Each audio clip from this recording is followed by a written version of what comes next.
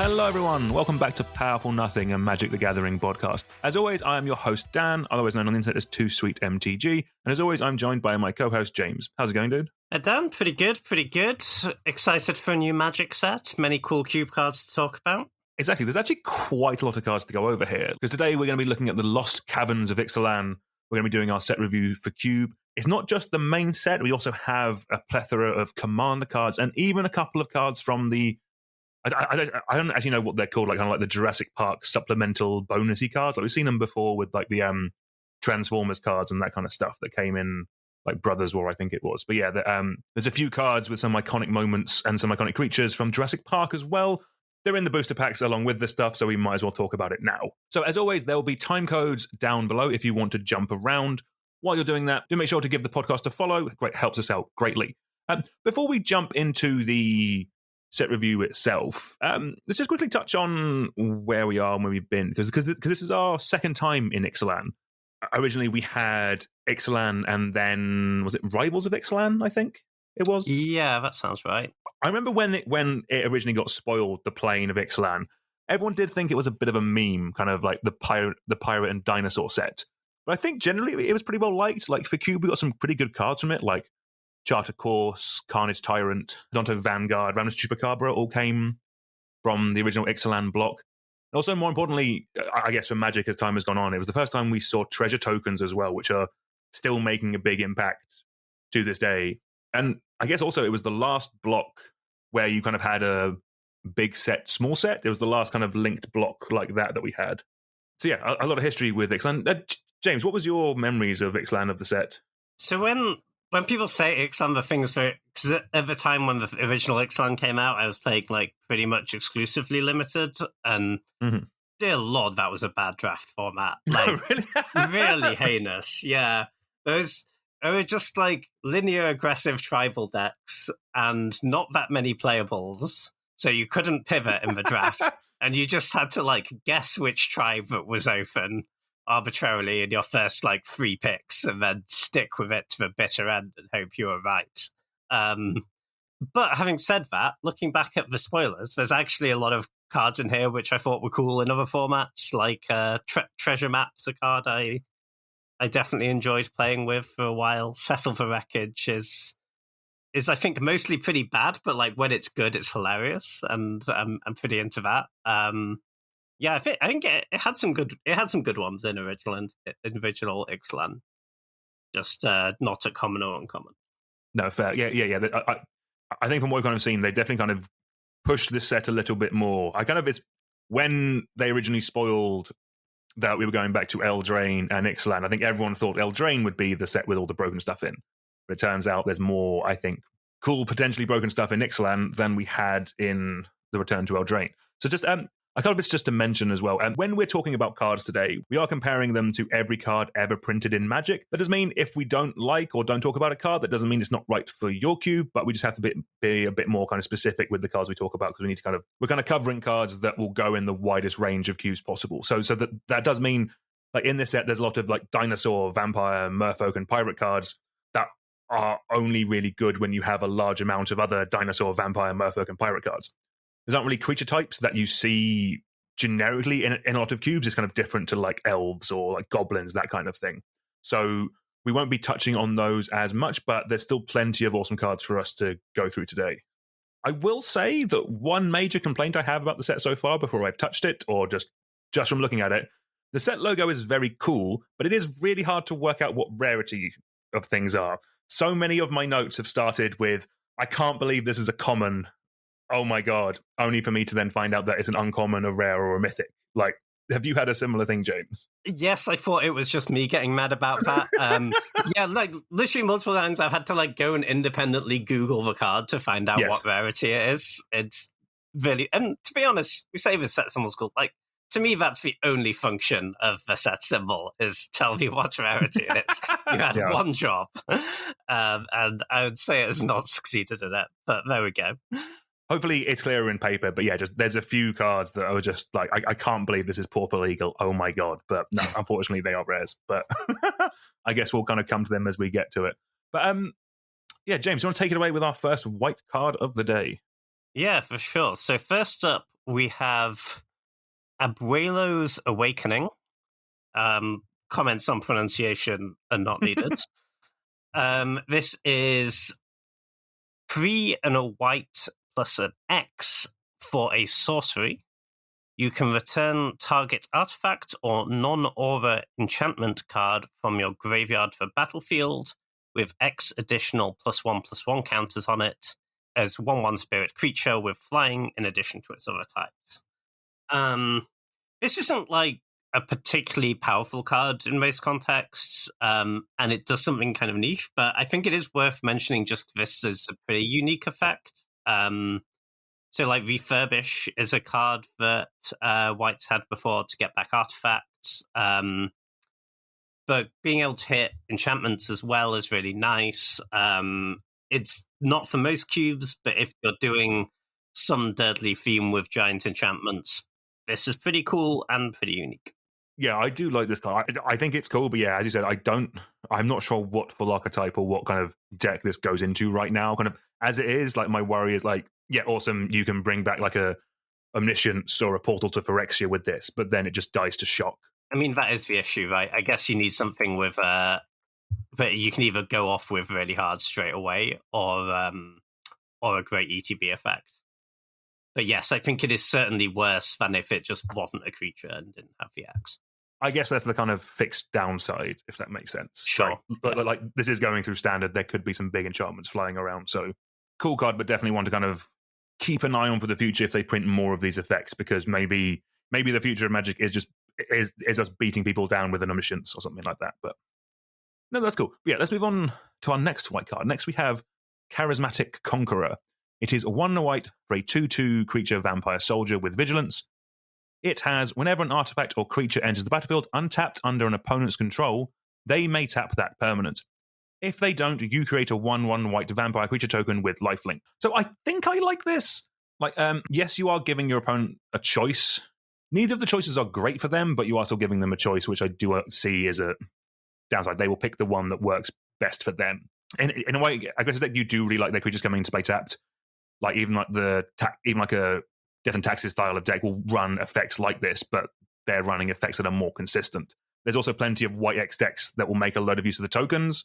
That on a body that I think is perfectly fine, like 2 mana, 2/2 vigilance, I think is a nice package. White 2s can be a little tough to get into. I could see this being tested. If it doesn't end up being good, the reason is just because your opponent will pick the one that suits you better, basically. Like if they play... Like they're not going to tap down their 5/5 when they play that. They're just going to give you a 1/1 because it'll run over these 2 creatures, that kind of thing. So I don't know. Like there is a world where this just plays out less well than you think it does because your opponent will just pick the thing that works for them. But interesting card anyway. Yeah, so I think this is pretty good if your opponent's plan to stop your white aggro deck is blocking. But the issue is, right, that's just not the case for every deck. If their plan to deal with your stuff is with sweepers or with removal spells or just playing better proactive threats, this kind of doesn't matter at all, and it's just a grizzly bear. Because it doesn't stop their creatures doing anything other than blocking that turn they come in, right? But yeah, if they're on the, like, play some slightly bigger dudes than yours and try and block plan, then this is really good because it's it does feel really bad for them every time they have to give you a token. And imagine they play their blocker, they give you a token because they're really invested in trying to block with it, and then you just have a removal spell for the blocker anyway, and all of a sudden you're miles ahead. But yeah, I think this is kind of just like the decks it's good against, it's only quite good against, and it feels like there's quite a lot of decks where it just doesn't really do anything other than be 2/2 for 2. So, but for me, it doesn't quite get there. I mean, not that it's terrible, but there's just better options at 2 for white. No, definitely. Yeah, white is quite stacked at 2 drops, and yeah, very hard to get into. All right, do you want to take it away with a nice bit of white removal, James? Yeah, sure. So this is a really cool card, actually. So next up, we have a Dusk Rose Reliquary. It's a single white for an artifact. It has, as an additional cost to cast this spell, sacrifice an artifact or creature. When Duskrose Reliquary enters the battlefield, exile target artifact or creature an opponent controls until Duskrose Reliquary leaves the battlefield, and it has Ward 2. This is pretty cool, I think. So you're getting a really efficient removal spell at the cost of some material. Obviously, this doesn't go in every deck. You can't just be sacrificing your 4-mana creature you just spent to play to cast your removal spell. But giving you the optionality of artifacts or creatures, it feels like there's a few archetypes this could go pretty nicely in. Like, white can definitely do the aristocrats thing pretty well. We've seen white artifacts be more supported recently, and artifact decks tend to come along with servos and fopters and whatnot. And this is just a really efficient bit of removal. And, in those artifact decks, it is also an artifact that will then power up your other synergies, right? And on top of all that, the Ward 2 is actually really nice here because, it isn't essentially an O-ring effect, and O-rings can go very badly when people can blow them up. So getting that extra little bit of insurance about when that's going to happen is pretty nice. Listen, I don't think this is like an auto-include for every cube or anything, but I think if you're supporting like a white artifact-based deck that you think is going to have a decent amount of fodder, this could be a nice little plan to support that. Yeah, exactly. I think you've nailed it. I think you really do need this to be a bit of a synergy piece as well as a removal spell. Because just on pure efficiency, like, I don't think it gets in over something like Swords, Path. I think I potentially like Portable Hole maybe a touch more. Like, I really like Planar Disruption as well. Like, it's not in the top tier of white removal spells. I could see in larger cubes, kind of like 540s or 720s, where you just need that bit more redundancy and that bit more, and just more cards to do that thing. I could definitely see this kind of popping up there, and yeah, as you said, if you have artifacts or if you have aristocrats, then this kind of, you're turning the downside into an upside. If you're also getting like a drain off of this or something like that, then I think you're more happy with this. Yeah, for sure. Exile's really nice as well. I guess the argument against it in aristocrats is you have stuff like Bone Splinters that's maybe just a little bit more flexible, or Bone Shards, whichever one lets you discard a card as one of the options. I think it's Bone Shards, yeah. Bone Shards, yeah. I forget which way around that is.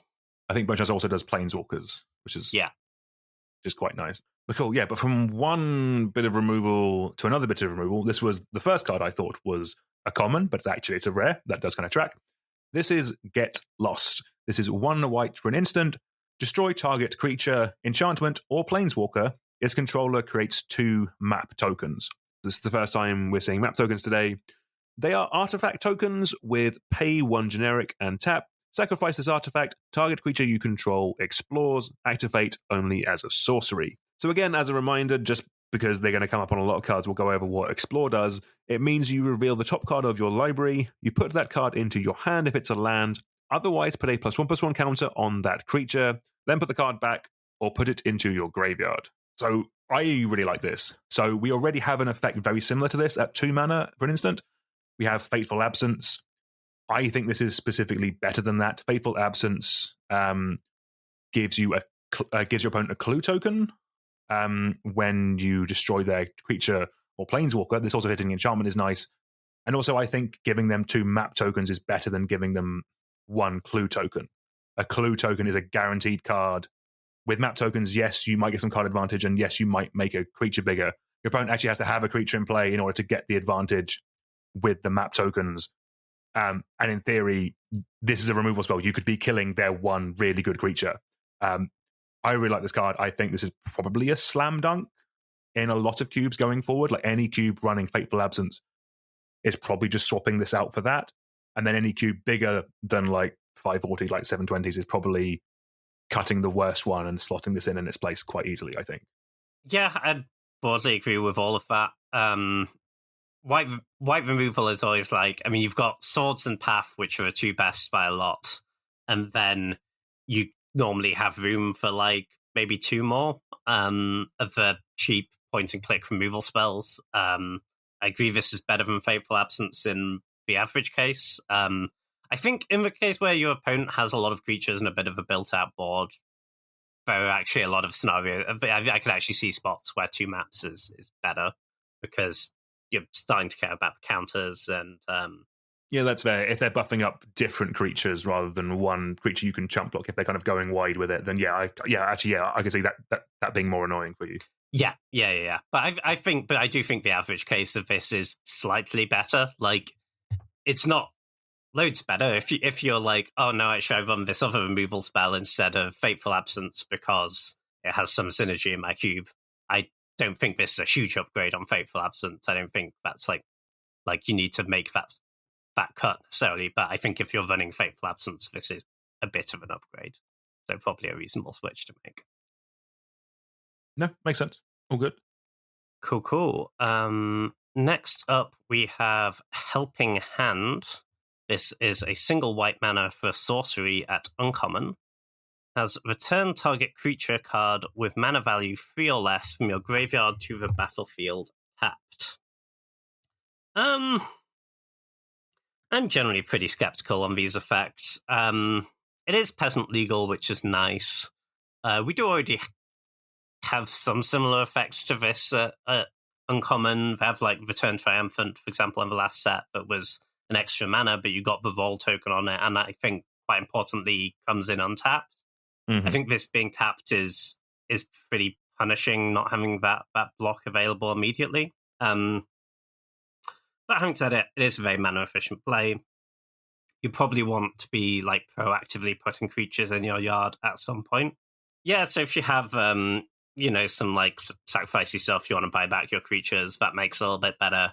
In a straight white aggro deck, if you've got a very low curve, you can maybe get away with running one of these effects just because it is very, very efficient, and at some point your creatures are likely to die. Obviously, it's not a 1 mana spell you will ever pay on turn 1, but mana efficiency still counts later in the game, and this is nice to let you double spell on turn 4 or 5, potentially. But I don't see it really getting into many cubes. I don't know what you think. No, I think that's fair. I think my thing was there are just so many good white 3-drops that you can get back with this, that there is a question of, do you want this or do you just want like another creature in that spot? But like, I'm not sure. Like I don't think I would personally run this. I think I would just run more creatures. But yeah, the utility is nice. I'm also not doing the sacrifice stuff anywhere in my queue at the moment, so I think that's a big thing with me not wanting this. And the thing, like, I just can't help compare it to like Unearth, which is the same effect but in black, but it also has cycling, and I think is a common. So much better, yeah. So much better, yeah. Like that. I've never run that in my queue because and that's a better version of this. Yeah, I don't really see it. Oh, from Peasant to Pauper. Next we have Ironpaw Aspirant. This is 1 white for a 1/2 cat warrior. When it enters the battlefield, put a +1 counter on target creature. So this is, again, this is a common. This is very much here for Pauper, where there are plenty of cards that care about +1 counters. I think if you want that synergy, then you potentially add this. Like, I'm thinking specifically of like Outlast cards that give creatures like flying or trample when they have a counter on them. But the base level of a 2 mana 2/3, even in Pauper, I don't think can be that bad. Pretty big for a common. Yeah, exactly. Like, I think this is a perfectly solid role player if you're doing counters, but outside of that, I don't see much else for it. But yeah, 1 for Pauper. Enjoy yourself. Yeah, exactly. If you're drafting the counters deck, right, this is the sort of card that is the least exciting card in your deck, but you have to take them and you have to have them because otherwise nothing else works. Yeah. Density. Exactly. Yeah. No, nice. This next card has a lot more words on it, James. Do you want to take it away with this one? It sure does. This is Illustrious Wanderglyph. It is 4 and a white, so 5 mana, for a 2/2 artifact creature golem. It has Ascend, which was a mechanic from the original Ixalan. So what Ascend does is, if at any point in the game this is on the battlefield and you control 10 or more permanents, then you gain the City's Blessing. And the City's Blessing is just something that you have for the rest of the game. And this keys off it, but so might other cards with the City's Blessing. So even if you then went down to fewer than 10 permanents, you'd still have the City's Blessing. Anyway, this has Ascend, so if you get up to 10 permanents, you have the City's Blessing. It also has other artifact creatures you control get +2/+2 as long as you have the City's Blessing. And it also has, at the beginning of each upkeep, create a 1/1 colorless gnome artifact creature token. This seems pretty powerful to me. People who are playing an original Ixalan will remember Tendershoot Triad as a fantastically miserable card to play against in Limited. Yeah, that card was really good. Or annoying, depending on which side of the board it's on. Yeah. And this kind of has a similar vibe to me. +2/+2 is a lot. That's going to get you to a City's Blessing really, really quickly. You're getting 2 a turn cycle. Like, you already have some lands in play, you cast this, so you're going to be pretty much there within a turn or two. And then all your gnomes are going to be huge. Your other artifact creatures are going to be huge.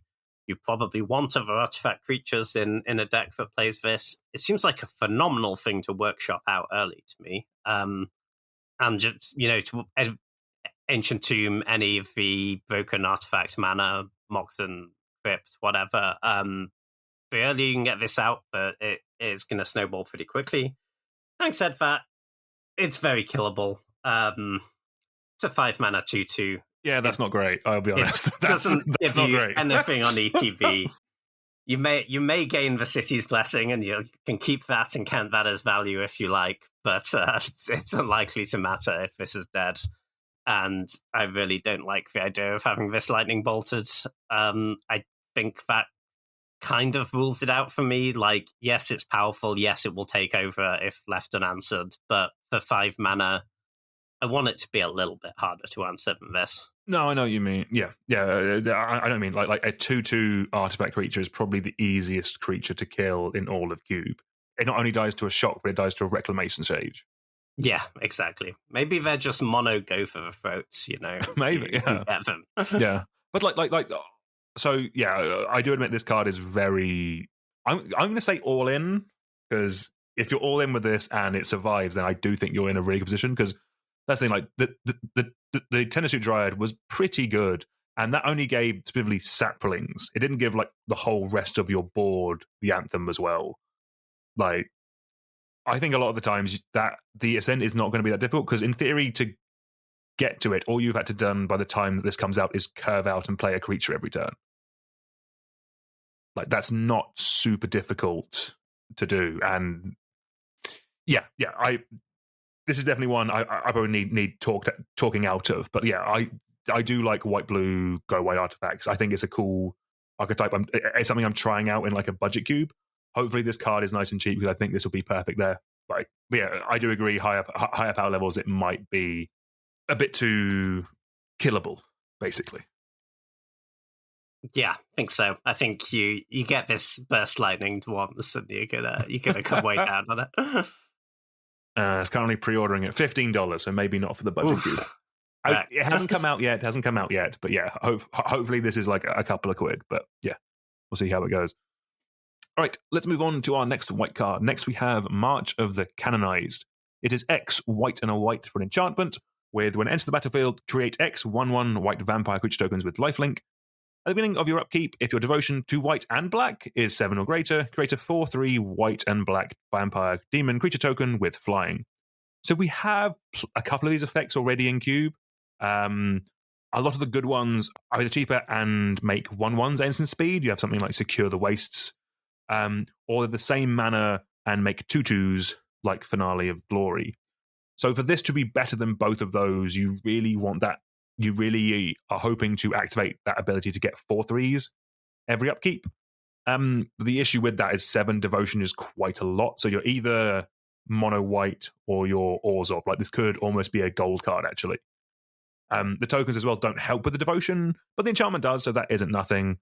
I think just because we have other options out there that have a potentially higher upside, because like instant speed is really good with Secure the Wastes, and in theory, if you have all the mana in the world, you can make angels with flying with Finale of Glory.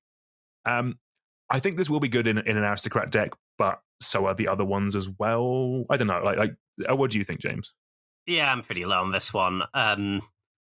If you have 7 devotion in Cube, you probably have enough stuff that you're winning anyway. That's a pretty good board state, yeah. Yeah. And yeah, just play the ones that make 2/2s instead. Finale of Devastation to me, Finale of Glory, is it? The white one that makes 2/2s? To me, has always felt a little bit underpowered for Cube. But I think it's quite a lot better than this card. And I won't even go into the comparison with For Failing Us, but it is not good. Oh, I forgot. Yeah, I forgot that card had just been printed. Yeah, okay, nice. That's why I'm not running Finale of Glory anymore. That's why. Okay, yeah, that makes way more sense. Like, what did I cut that for? Okay, cool. Good cut. All right, James, you want to take it away with our first dinosaur of the day? I will. And so next up, we have Cresting Mosasaurus. This is 6 blue for a 4/8 creature dinosaur. And it has Emerge for 6 and a blue, so 7 mana total. For those who don't know what Emerge is, you can cast it for its Emerge cost by sacrificing a creature, and then you only have to pay the difference between the mana cost of the creature and the Cresting Mosasaurus. So if you sacrificed a 4-drop, you would have to pay 2 and a blue. And it also has, when Cresting Mosasaurus enters the battlefield, if you cast it, return each non-dinosaur creature to its owner's hand. It's obviously a powerful ETB effect, but Emerge can be a little bit clunky to enable in Cube. The problem is, for creatures with high CMC that you play in Cube are really good, and you don't want to sacrifice them. And emerging this off like a 2-drop it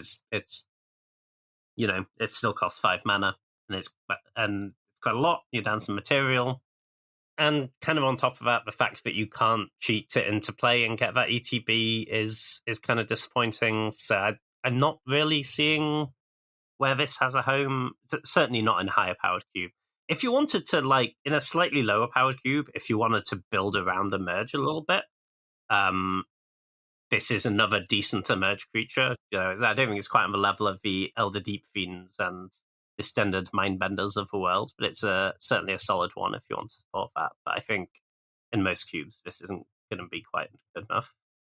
Yeah, exactly. I think you're going to nailed it when you... This isn't a card for higher power level cubes. This is for cubes where you're not doing like cheat creatures into play stuff, where kind of like this is your way of cheating something into play. You're not doing like reanimate or sneak attack. You're in kind of like a more lower power levels, more budget, or just less super fast, cheaty stuff into play style of environment. This can be a powerful effect, especially in that type of environment where kind of things are a bit more fair. People are curving out. You can jump from maybe like a 4-drop to this, bounce everything, then you have the biggest creature on the board. They're going to spend some turns rebuilding. In those environments, I think it's good. But yeah, I think in anything more powerful, I think it will struggle. But yeah, in lower power level queues, people starting out, I think this is perfectly fine, like there. All right, well, next up we have Kitesail Larcenist. This is 2 and a blue for a 2/3 creature human pirate with flying and ward 1. When it enters the battlefield, for each player, choose up to one other target artifact or creature that player controls. For as long as Kitesail Larcenist remains on the battlefield, the chosen permanent becomes a treasure and loses all other abilities. So this seems actually pretty good and really, really annoying. Like, the Windrake body is just fine. It's just good. The added ward 1 is nice. It protects it a little bit. And then the ability to completely nerf something, just by turning it into a treasure, is removal that is quite solid. Like, blue doesn't normally get this type of interaction for creatures or even artifacts. Like, to deal with something that's already on the board is actually pretty good. Yeah, if you have any kind of like blue-based tempo strategy in your cube, I would highly consider this. Like, this does seem like a really good, really annoying creature that kind of, will do plenty of work. Like, this just answers quite a lot of things. Yeah, I think this is really strong, actually. It's basically a Fiend Hunter effect, right? Which blue doesn't normally get. Yeah. But on top of that, it has a way better body than a Fiend Hunter. It's a 2/3 flying ward 1. And it gets... so, obviously, like, the downside is, or they can sack for treasure for mana or whatever. But I think there's also a bit of an upside here over Fiend Hunters, where... with Fiend Hunters, you can be quite reluctant to exile anything that has an ETB effect, which is just a lot of creatures and cubes at this point, right? because if they kill the Fiend Hunter, then they get the creature back and they get the ETB again. That's really bad for you. Whereas this doesn't have this problem, because if they kill the Larcenist, it's never, the thing you targeted has never left the battlefield. It just ceases to be a treasure. So it's they're not be triggering any ETBs. And yeah, you're actually getting in for damage in the meantime. I think this is pretty good. Plus, on top of that, like, it won't come up very often that you want to turn one of your things into a treasure, but there are definitely spots where it would, right? If you have some random creature lying around and you've got like a 5-drop in your hand, this can get it out a turn early, and that's pretty good too. Nice, yeah. And all of that on a 2/3 flying body. Like, that's pretty good. Yeah, for sure. But anyway, moving on to more pirates. Next up, we have Malcolm Alluring Scoundrel.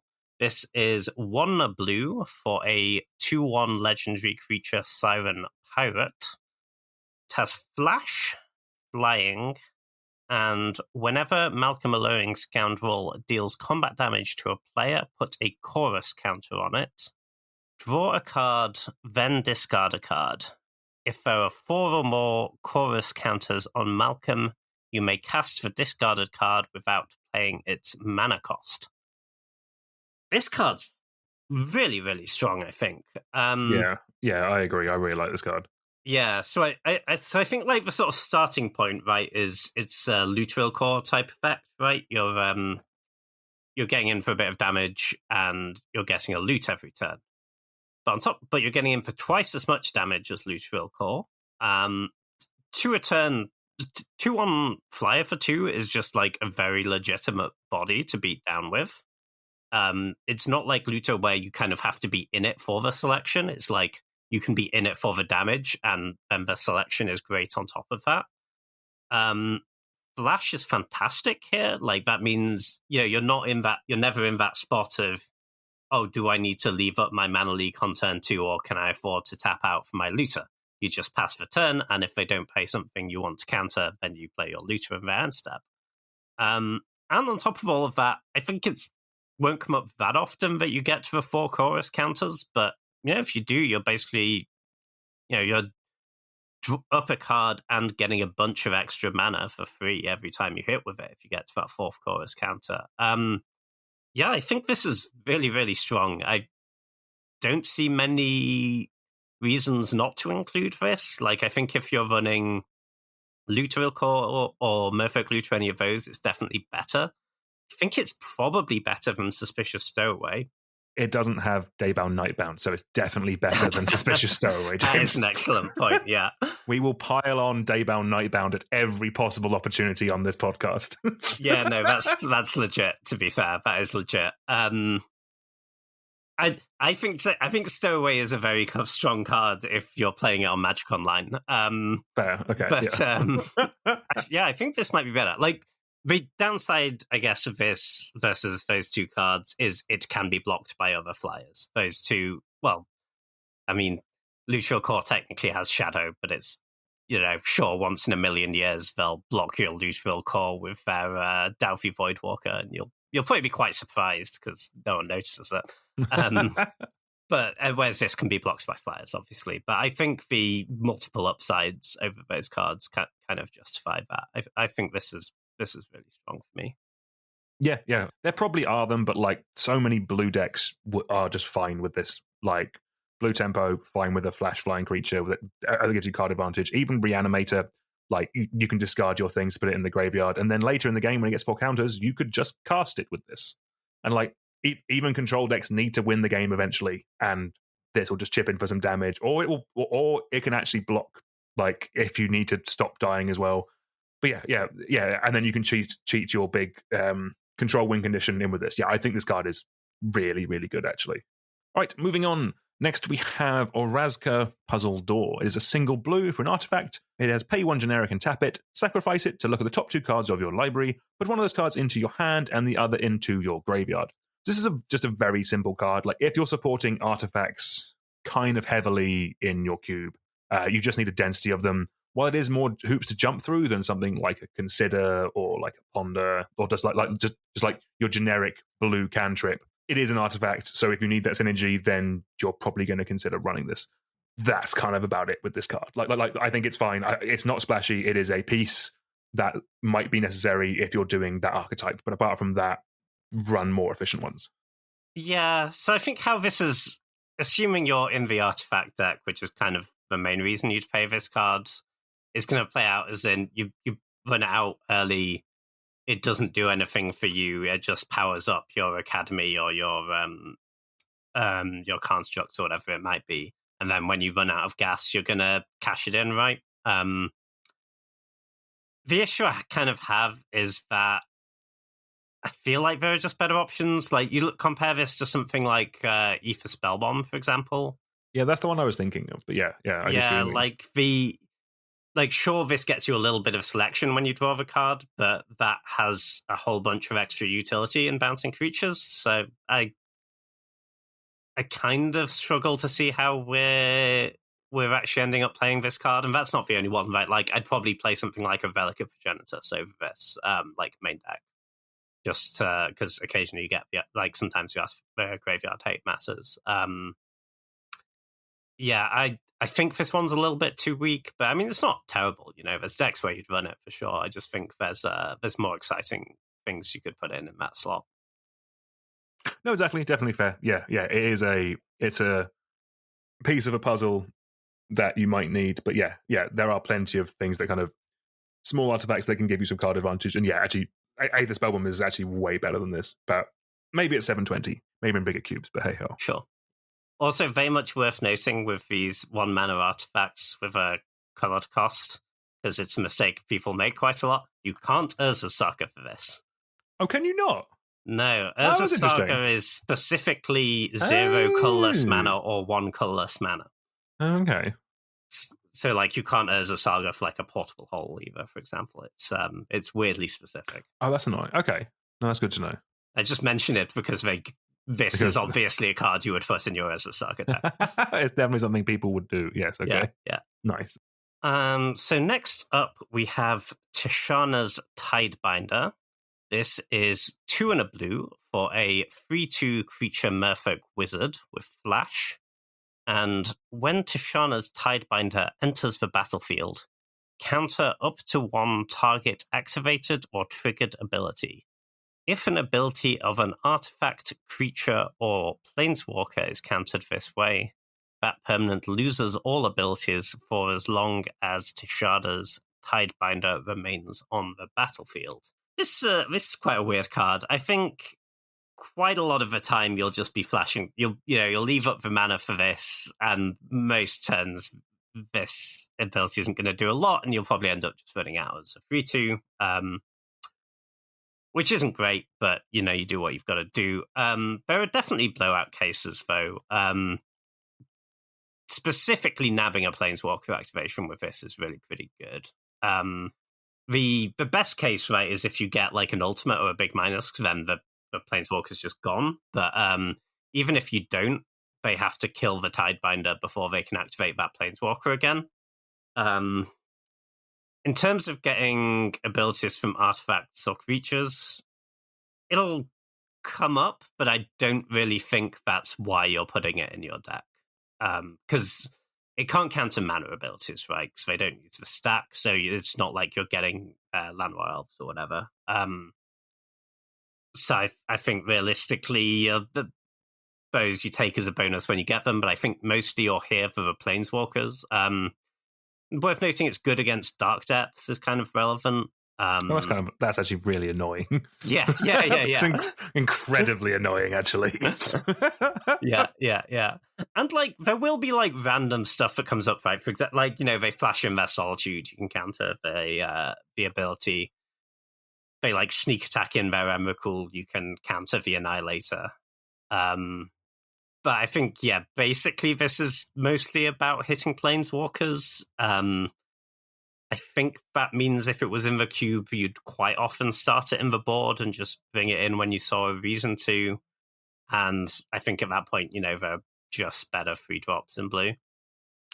No, that's fair. So the thing I was comparing it to was the Nimble Obstructionist, the same mana for a 3/1 flyer that you can cycle for 3 mana and then it also counters an activated or triggered ability. So I think you can actually do fetch lands with this as well, which is quite good and annoying. So I actually think I like this more than the Idiot Bird, just because you actually get the creature out of this. With the Obstructionist, you are cycling it away. It goes to the graveyard. You don't get your creature out of this. With this, in theory, you are stifling an effect, and then you have a creature in play which can attack and block. And the fact is, an ETB does mean that you can flicker it. Like this with Ephemerate can stop something else. Like, I'm jumping through many hoops. I am fully aware of this, but like, I like this card, but I do kind of agree with you. I'm not entirely sure if we need this effect in Cube. Like, I cut the Nimble Obstructionist a while ago, and I don't think anyone's missed it really. But yeah, like it just depends. Like, if they print like another cycle of pitch elementals in Modern Horizons 3, then maybe these kind of stifle effects actually become important.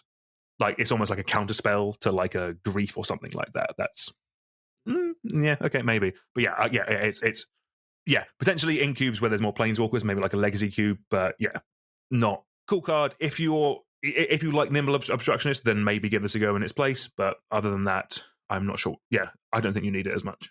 Yeah, I guess for me, I think I like Obstructionist a little bit more just because of the evasion. Like, a 3/1 flyer is like a very, very real threat, right? It pressures planeswalkers really well. It's gonna pressure their life total really well. And a 3/2 on the ground kind of just trades with everything would be my issue. But yeah, I do get what you mean. But with this one, you get to potentially have your cake and eat it. Whereas you know, with Nimble Obstructionist, if you counter it, the thing, then you get the card instead of a body, which is generally going to be less good. Yeah, I think it's close. I don't think it's a terrible card, but it's I say I think Nimble Obstructionist was a card that like loads of people put in their cube because it like looks really cool. It is a cool card, and it has good story equity, right? But it's but it kind of just gradually got cut because there are just better 3-drops out there, and it happens so often. But you know, you leave up your Nimble Obstructionist, and it doesn't do anything, then you just play a 3/1 flyer. Yeah, and yeah, often Josh did get a bit annoyed at me when I stifled his Ugin trigger with the Nimble Obstructionist. Oh, nice. I still lost that game. I did, like, he got to the point where he's ultimating an Ugin, and the best thing I did was that. But that was a cool moment. But yeah, I still got utterly trashed in that game. You also can counter a Thassa's trigger. Oh, okay. And that's then they will lose the game, because they have no cards in deck. That's pretty good. I like that more, actually. Okay, yeah. yeah. All right, let's move on to our first black card of the day with Alkazot's Deepest Betrayal. It is 3 black for a 4/4 legendary creature, Bat God, with flying, lifelink, and whenever it attacks, each opponent discards a card. For each opponent who can't, you draw a card. Whenever an opponent discards a land card, create a 1/1 black bat creature token with flying. And when it dies, return it to the battlefield tapped and transformed under its owner's control. So when it dies, it transforms into Temple of the Dead. It is a land that can tap to add a black, and also has pay 2 a black and tap it, transform Temple of the Dead, activate only if a player has 1 or fewer cards in hand and only as a sorcery. So I'm going to start by saying that this is a good Magic card. The base stats are good. The attack trigger is good. The opponent discarding a land to get 1/1s is nice. Even the Bat God creature type is very cool. And then the ability to get it back.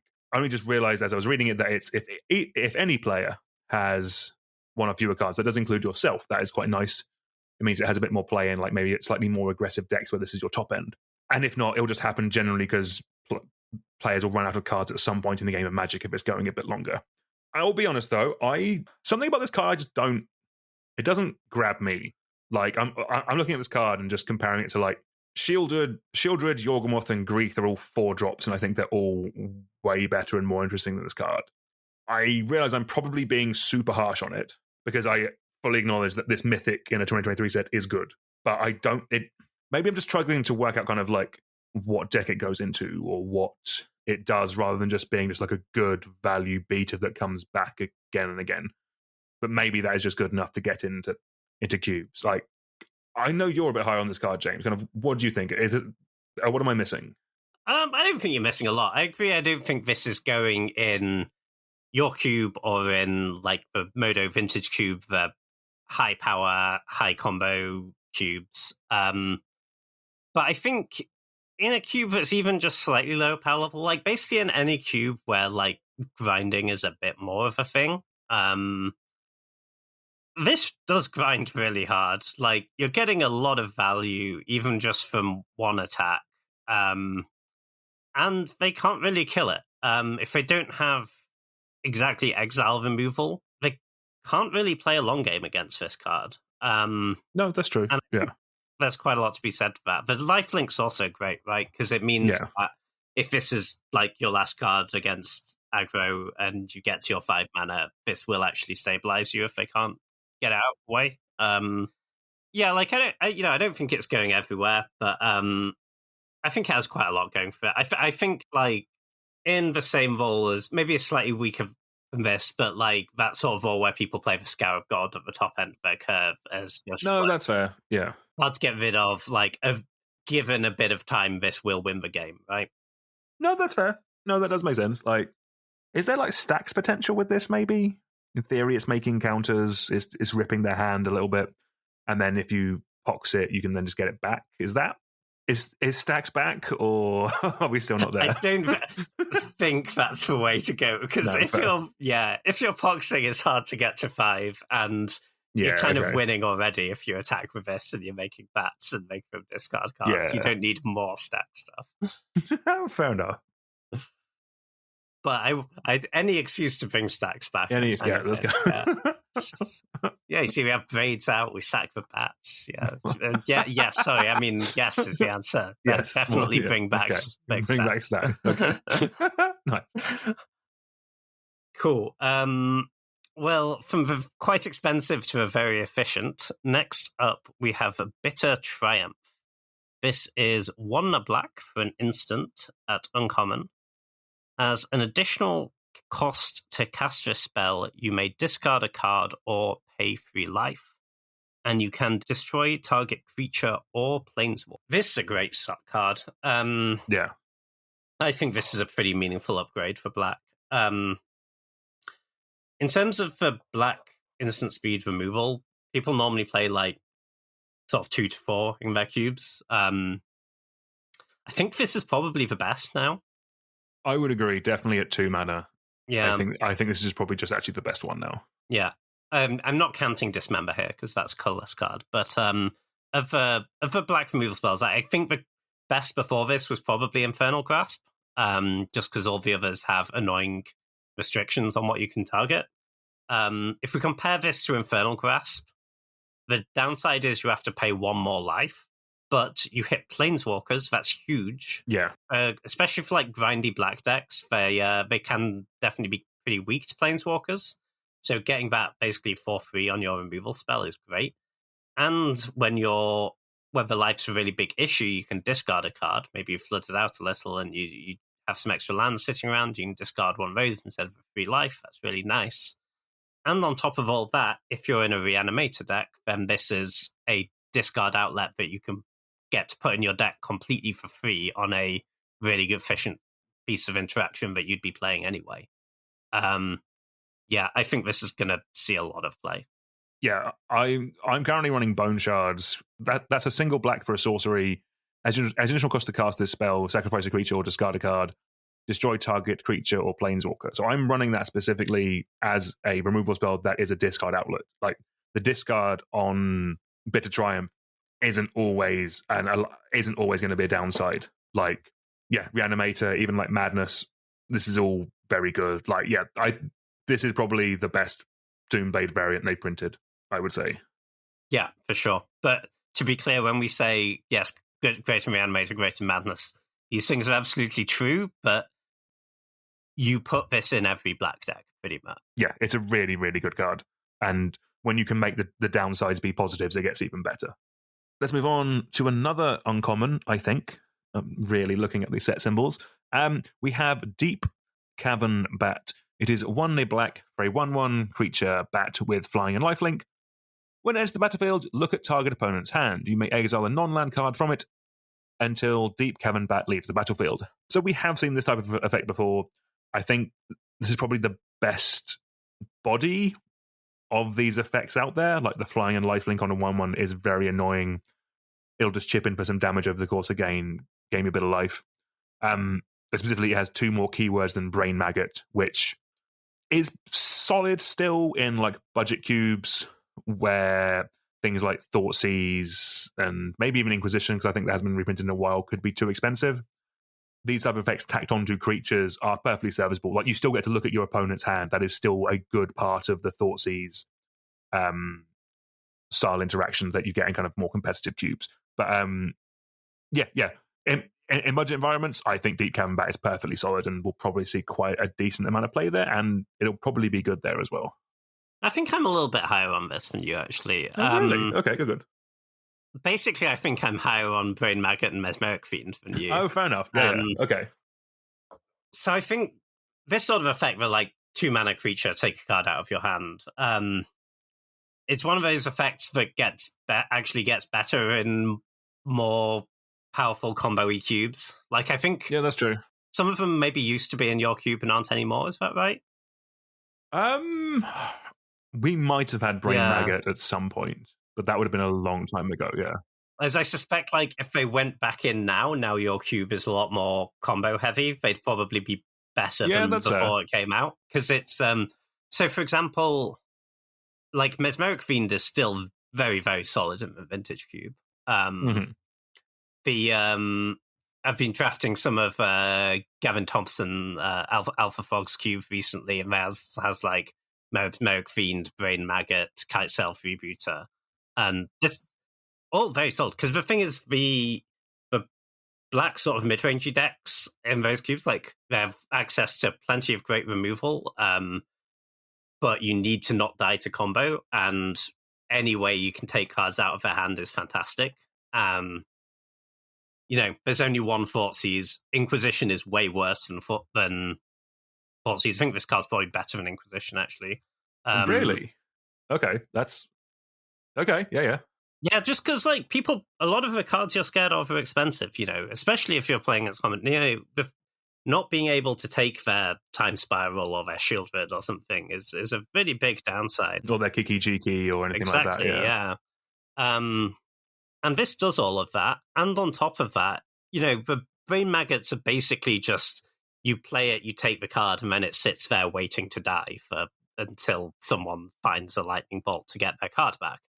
Whereas this is actually going to, it's going to be a 2-point life swing a turn until they remove it in most cases. Yeah, like, the flying and lifelinks are a really big deal on this effect, I think. I'm not saying it's, like, the most exciting card in the set, but I think it's a pretty meaningful upgrade over some already pretty solid cards. So yeah, I think this one's going to see a fair amount of play for sure. That's what. Yeah. I might have to reevaluate this one. Like, yeah.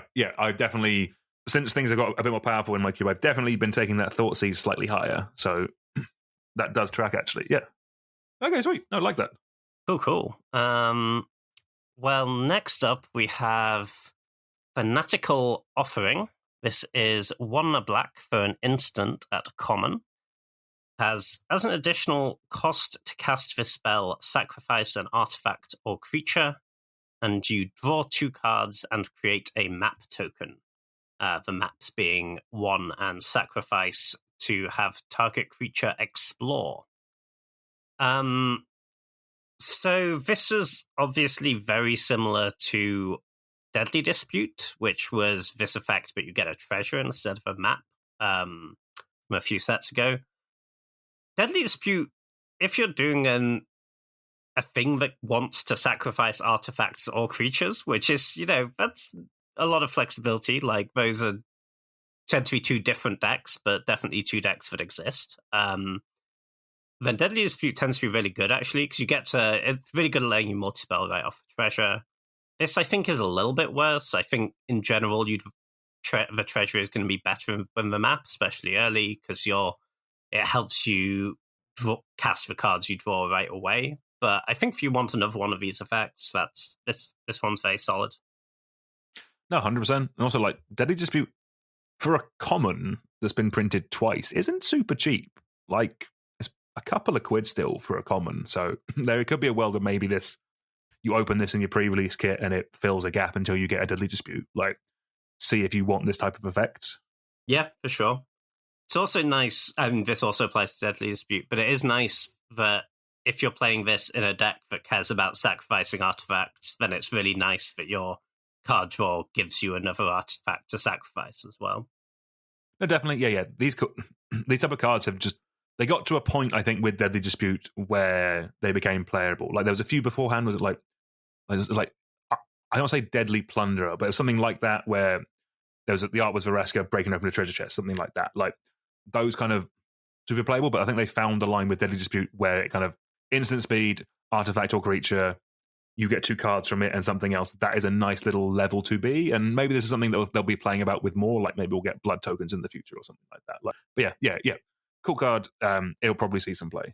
Yeah, for sure. And I think these sorts of cards have got a lot better with, there's just so much of treasure and blood and maps and this, that. There's so many disposable little artifact tokens you get now, like pretty much for free. But the ability to cash those in for card draw has got a lot stronger.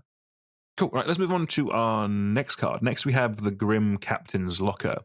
It is 3 and a black for a legendary artifact. It has tap 2, surveil 1, which is a reminder, you look at the top card of your library, and then you can put that card into your graveyard if you wish. It also has tap. Until end of turn, each creature card in your graveyard gains escape 3 and a black. Exile 4 other cards from your graveyard. So that effectively means you can cast this card for its escape cost and exiling 4 other cards. So we've kind of seen the ability to just give everything in your graveyard escape. We've seen on Underworld Breach, which is a very broken magic card. This is not that, and I think this is actually quite slow. But in more budget cubes and in lower power level cubes, I think this is a nice way of supporting Reanimator that doesn't ruin a format. Doing like basically with this, you're going to play it on turn 4. Maybe if you've been doing a bit of self-mill on turn 5, you can then bring back a creature. That's a fair level of Reanimator. Like for a lot of cubes, that is a decent power level compared to like turn 1 Entomb, turn 2 Reanimator, animate dead, back something big. Like, that can warp a lot of formats. Whereas this, in more budget environments, I think could be a nice little card, and just the ability to just base level, just surveil every turn. Like, I'm probably going to play this a lot in Commander because I just like putting things into the graveyard, and this seems quite good in that. But yeah, in Cube, I think lower power level, I think this could actually see a bit of play, just as a nice little value card. Yeah, for sure. I agree with all of that. It is glacially slow, right? Like, by the time you've got your first creature back, you're 8 mana deep, which is kind of rough. But, like, you don't sacrifice it to get your creature back, right? So you can do it potentially multiple times. The Surveil helps you fill your graveyard. I think, yeah, if your cube allows a lot of time, then I think this could be an interesting one.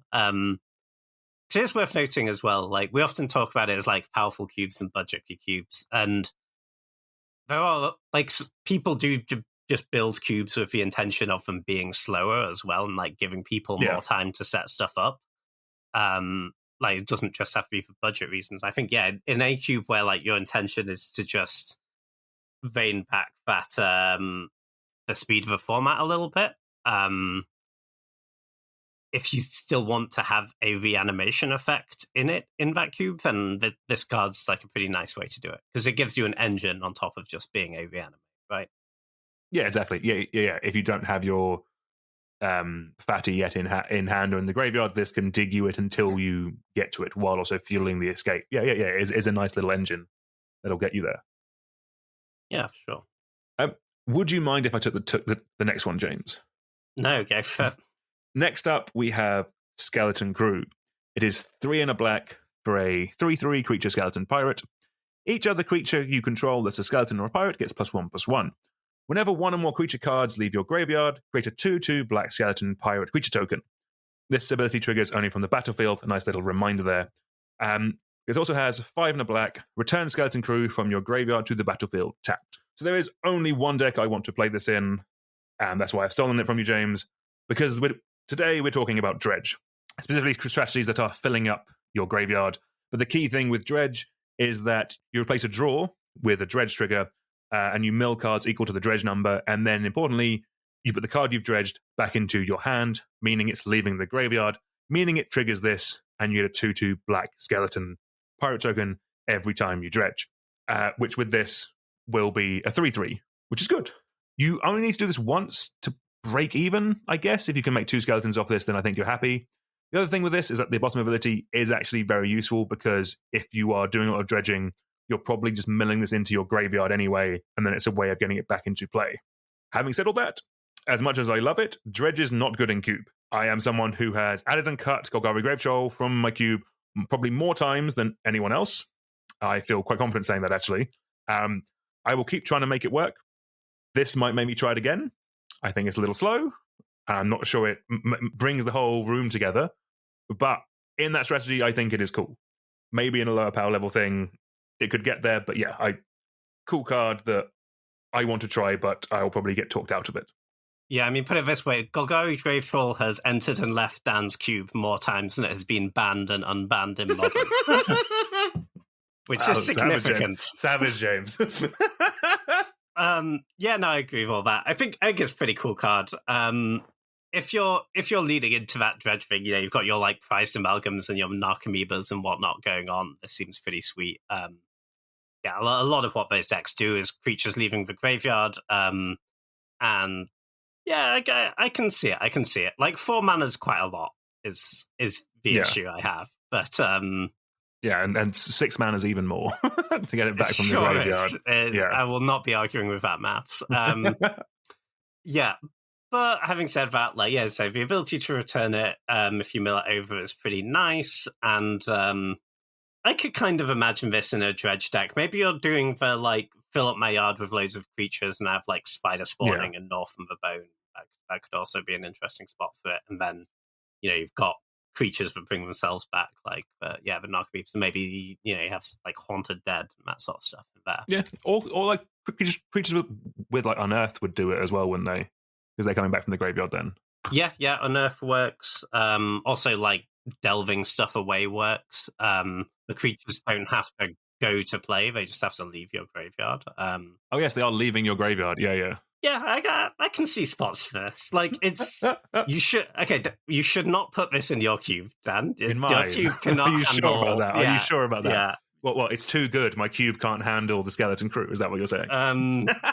Sure. Sure, we'll go with it. You can take that as what I meant if you like. No, but for lower powered cubes, this could be part of the dredge strategy, and it sounds pretty fun. Yep, fair. Well, from one questionable graveyard matters card to one potentially very good one, do you want to take it away with our next black card, James? Sure. So next up we have Souls of the Lost. This is 1 black for a creature spirit. As an additional cost to cast this spell, you discard a card or sacrifice a permanent.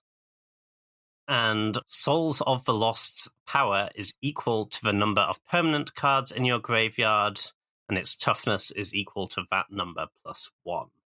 I don't understand why I need to sacrifice something to have my Tarmogoyf, really. Because this is standard, I guess? Did Tarmogoyf go through standard? Must have. Yeah. Oh, okay. It was only fine. No, I think it was good, actually. That was before I started playing Impact. But I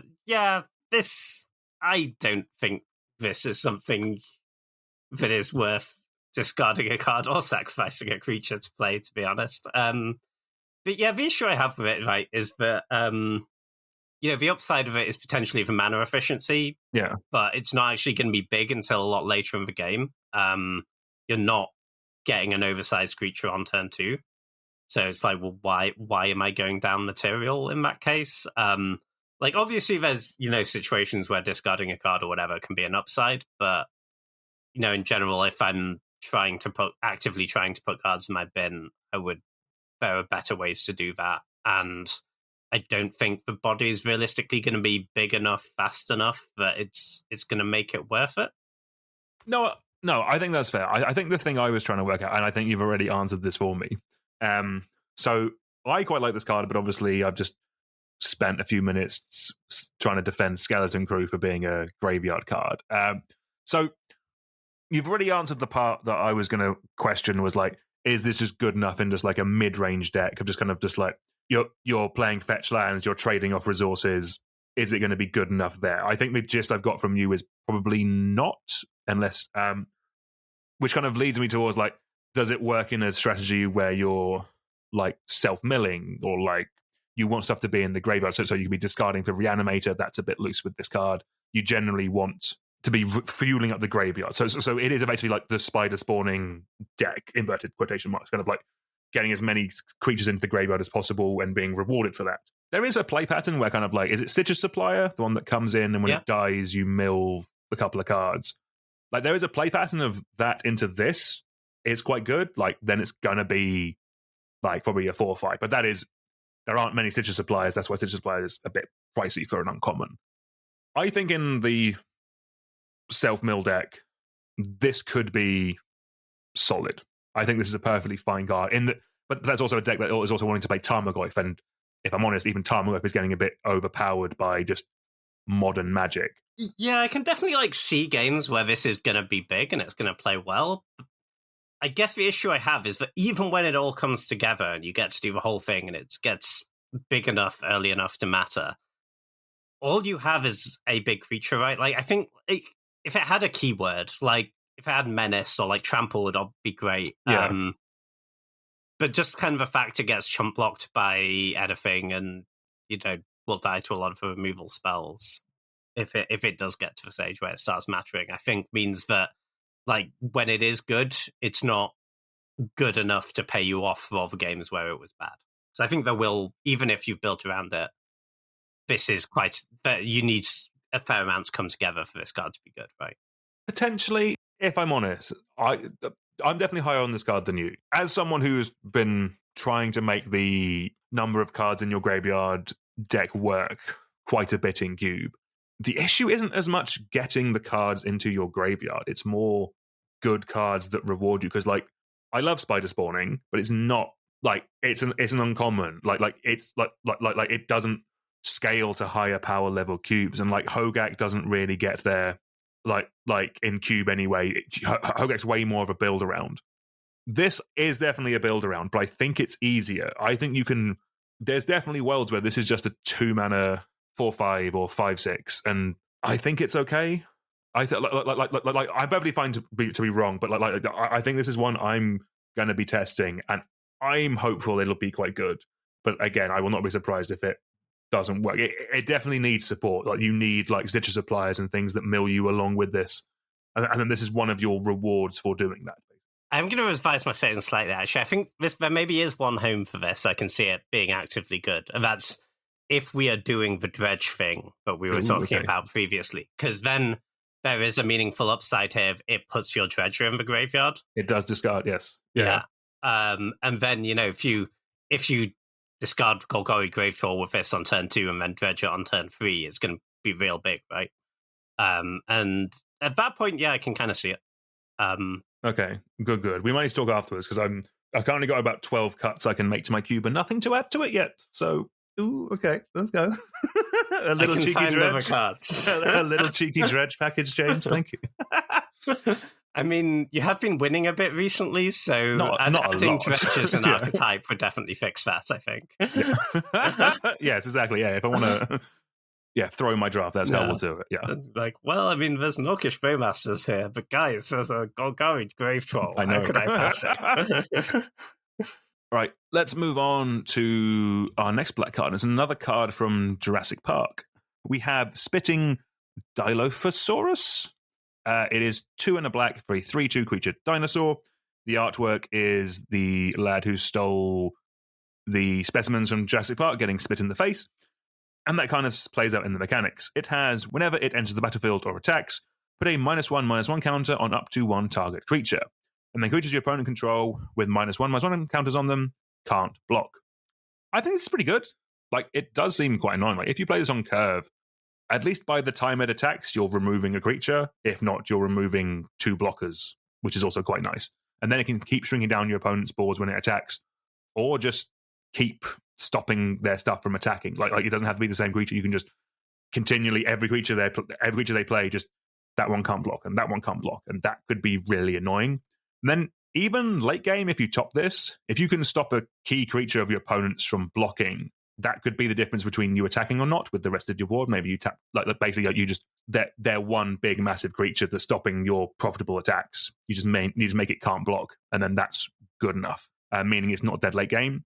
And then lastly, I guess black 3-drops aren't as competitive as like black 4-drops, for example. Like black 3s is actually, there's definitely some room for you to test this, and if you're doing anything kind of creature aggressive-y, I'm not going to say mono black aggro because that will make you hate the card more, James, which is fair. But if you're in a black X deck and you're planning on attacking with creatures, I think this is pretty solid. Yeah, I can see all that. It is pretty matchup dependent, right? You play this against mono white and kill their Thalia, and you're going to be real happy about it. You play this against a blue control or combo deck, it's going to look suspiciously like a 3-mana 3/2. Yeah. But I think, if you're playing a cube that's pretty about creatures, even the spots where it's not killing creatures, even if all their creatures are big, at least like shrinking them is not nothing, right? Yeah, exactly. And it can maybe like enable its own attacks in that way, which is kind of nice. Yeah, I think this is really solid. I don't see it. Say there's not a lot of great black freeze creature-wise. There are a lot of good non-creatures, so people tend to just have more non-creatures in the cube. And I think like the black freeze for Ducey play are Doomsday, James. Not directly, but I will say they do quite different things. They do, yeah. But yeah, I don't think you're cutting something like a Fearmancer for this card, right? I think the ones that do see play are like a little bit stronger. But I mean, if you put it in, it will at the very least be a great sideboard card, right? Like against mono white, or honestly, a lot of the green decks just picks off mana dogs really well. Yeah, not a bad one. I don't think it's going to be on auto include, but definitely a playable. All right, next up we have our first red card. This is a Belligerent Yearling. It is 1 red for a 3/2 creature dinosaur at uncommon. Has trample, and whenever another dinosaur enters the battlefield under your control, you may have Belligerent Yearling's base power become equal to that creature's power until end of turn. So really, it's a 2-mana 3/2 trample, which is perfectly solid. That's all my note says. Yeah. You don't need anything else. Yeah.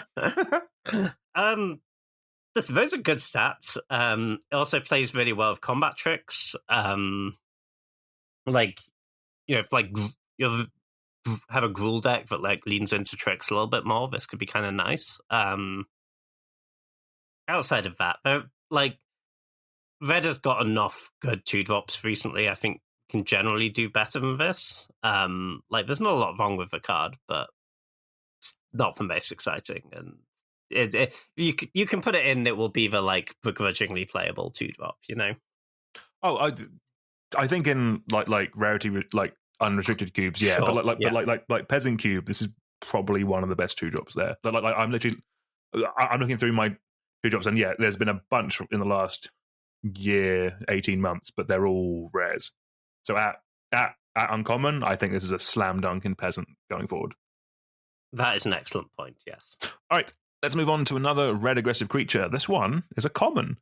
Next up, we have Goblin Tomb Raider. It is a single red for a 1/2 creature Goblin Pirate. It has, as long as you control an artifact, Goblin Tomb Raider gets +1/+0 and has haste. So there's a couple of these effects already that do see play in an artifact aggro deck. You have Court Homunculus, Inventor's Apprentice, Toolcraft Exemplar. Basically, they all get bigger when you have an artifact in play. They can be combined with equipment or other artifact creatures, and you're just going to beat down your opponent with these cheap creatures that get buffed up when you have artifacts. It's a pretty cool archetype, maybe in modern or slightly lower power level cubes. I think it might struggle in more higher power level cubes. This is something cool to do in Boros, basically. In more higher power level cubes, you can just be good and efficient, and that's kind of the level of the cubes, basically, especially in powered cubes. But yeah, importantly, this is something cool to do in Boris, like this kind of archetype. I do quite like it. And also, this is a common, so it means there's probably enough of these. Maybe not in Pauper, but definitely in Peasant, because I know that, like, I think it's Toolcraft Exemplar is a rare. So if you can cut the rare and have like 3 or 4 at common or uncommon, then there's probably enough of that archetype to exist in Peasant now, which is quite nice. Yeah, if you're doing that, I think this is a solid addition, but it definitely needs an artifact in play to be playable. Like, without that, 1 mana 1/2 is not where we're at. So yeah, very much a synergy build around card, but if you're doing it, I think it's cool. Yeah, the issue I have with it is that the time you want this buff most is turn 1, and unless you go Great Furnace exactly into this guy... Bonesaw, James. Bonesaw, Ornithopter exists. This is all true. Yeah. But I just feel like there's going to be too many games where you don't get the thing until like turn 3, and then it doesn't matter anymore anyway, you know? Yeah. Like, I'm not saying this won't be playable in those decks, but I think for cards that are specifically there as a synergy piece for that archetype, like, when that archetype comes together, they need to be actively good, not just acceptable. And I think the thing is that if it's not getting buffed until turn 2 or 3, I think it's still only okay in that archetype. So I think it kind of falls a little bit short to me. For me, like, yeah, maybe in Pauper I could see it. You're doing the aggressive thing, the aggressive artifact thing, I think is quite real there. But which it is real in higher power level cubes as well. They're just better payoffs. But yeah, I think for me this is one for probably Pauper and not much else, I would guess. But I could be talked up on it. No, that's fair. No. Like that kind of archetype, I have seen cubes that are basically my cube like a year ago. Kind of like unpowered vintage, but without many combos in it. Like that kind of, so like running as many broken cards as you can without too many combos, where it's slightly more creature based. That archetype does exist. Like, it can be supported in those, basically. Like, oh yeah, no, I like that artifact, that archetype. I think that archetype exists and is good in those cubes, but I just think there are better cards for it. Yeah, fair enough. Like, I don't feel like this is the payoff you want. No, that tracks. No, exactly. That's fair. Yeah. It's yeah. I think my point is, it's a bit more redundancy for that archetype, basically. But yeah, sure. Yeah, the next one is definitely a better red aggressive creature. Do you want to talk about that one? I would love to. This one is certainly not for Pauper. Next up, we have Inti, Seneschal of the Sun. This is 1 red for a 2/2 legendary creature human knight at rare. As whenever you attack, you may discard a card. When you do, put a +1/+1 counter on target attacking creature. It gains trample until end of turn. And whenever you discard 1 or more cards, exile the top card of your library. You may play that card until your next end step. This card is pretty phenomenal, I think. Yeah. It plays in a lot of different ways, and I think they're all really good. So you play this. If you have a 1-drop, you can use the ability right away. It doesn't need to be attacking, it just needs an attacking creature. That +1/+1 will often get your creature through a blocker. If you're triggering out the turn you play this, you're not that likely to be able to play the card, but from all subsequent attacks, it will feel very close to looting, I think. Because if you've built your deck in a way where you have a relatively low curve, like, and you're attacking with this before you play a spell or play a land, then the majority of things you flip off the top, you can be able to play that turn. But you're not just looting, you're also getting a +1/+1 counter and trample until end of turn. This is a really scary card. That's so much for 2 mana. And for 2 mana 2/2 as well. It's not like this is just a little 1/1 on its own. It's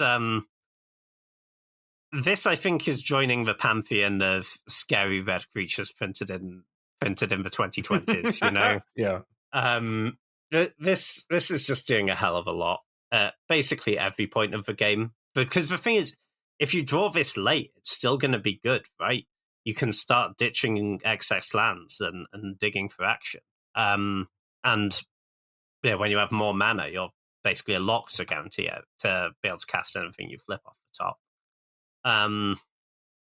We're looking for downsides. It doesn't play great with stuff like counter spells, like the really situational cards, because if you flip them off the top, you're not going to be able to cast them until your next end step. But having said that, there's also there's so many looting effects in most cubes now. Like, you don't have to just trigger this from the attack ability. Like, if you cast your Faithless Looting with this in play, you can you're then just getting that extra trigger for free. I think this card's great. I think this is going to be a really high pick. The fact that it doesn't have to be the card that's attacking, so you can play this on 2 and then attack with your 1-drop. That's quite strong. Like, if you go Goblin Guide into this, you've done 5 damage on turn 2. Yeah, that's pretty scary. Yeah, if you play this into Laelia, then Laelia gets 3 counters for turn attacks. My first note on this card is that it is kind of like a little Laelia. This is the nice level for it. Like Laelia is a phenomenal Magic card, especially in any kind of red attacky deck. And from my end, they printed a 2-drop version of it. So yeah, that's interesting. My notes were from the other direction of it's Luteral Core except they're dead. Okay, I like that. Nice. No. All right, from a 2-drop to a 6-drop. Next, we're talking about Trumpeting Carnosaur. This is 4 red for a 7/6 creature dinosaur. It has Trample, and when it enters the battlefield, Discover 5. So because Discover is a new mechanic, let's go over that. So when you discover, you exile cards from the top of your library until you exile a non-land card with mana value equal to the Discover number. So with the Trumpeting Carnosaur, it would be mana value 5 or less. You can cast that card without paying its mana card, or you can put it into your hand, and then you shuffle up the rest and put them on the bottom of your library in a random order. It also has 2 in a red, discard Trumpeting Carnosaur. It deals 3 damage to target creature or planeswalker. So the Discover is very similar to Cascade, but with, honestly, quite a lot more upside. You get it when it enters the battlefield, not when you cast it, like with Cascade. So interestingly, you do get it if you reanimate this, if you sneak attack it into play. That's pretty good. On top of it being a 6 mana for a 7/6 body with Trample, that's a perfectly fine base level. You don't need many big beaters in red nowadays. There's just many good, cheaper, efficient things like your curve and kind of stop at Minsk and Boo a lot of the time. You don't need to go up to 6. But I think I do like this more than something like Inferno Titan. It's definitely more interesting. And a lot of other red beaters.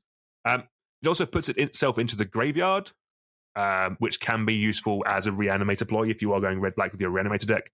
But a lot of the times you're probably only doing that if you really need to kill a creature or a planeswalker, if there's a key combo piece or a planeswalker, because a lot of time 3 mana is quite a lot for that damage ability. But then saying that I have run plenty of I am running specifically stuff like the Troll of Khazad-dûm because it is a reanimation spell that puts itself into the graveyard. So maybe I'm undervaluing that a bit there.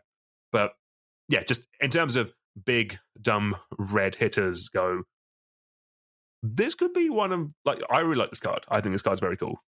Yeah, I think this is pretty strong. In terms of just a 6-drop to cast, Inferno Titan comparison's interesting. My initial reaction was it was a little bit worse, but I don't think a lot worse, and I think that buyout is really nice. I guess there is the RNG aspect of what you get off of this.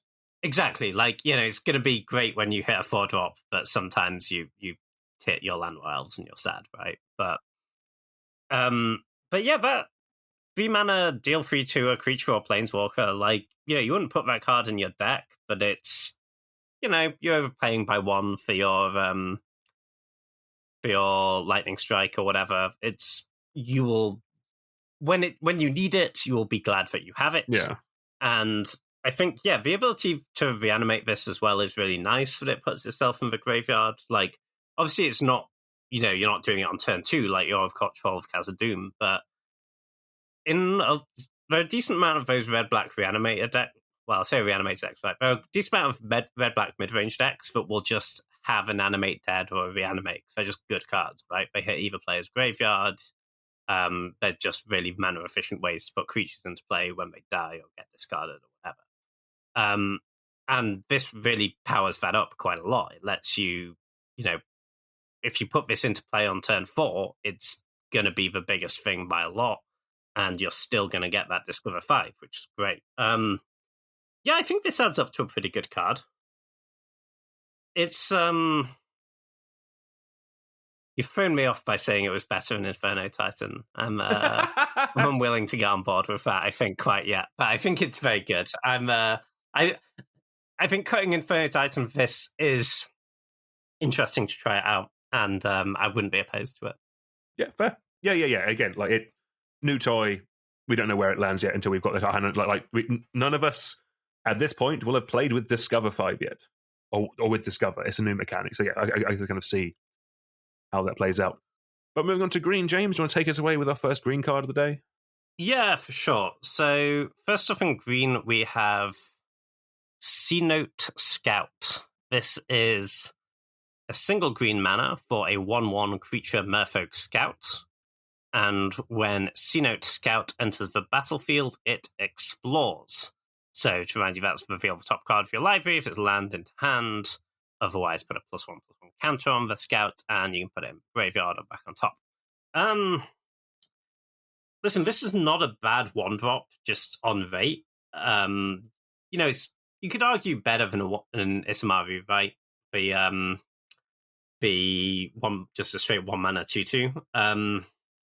The issue, I think, part of the issue is though, right, that 1 mana 1/1 put a land in your hand would be a good card.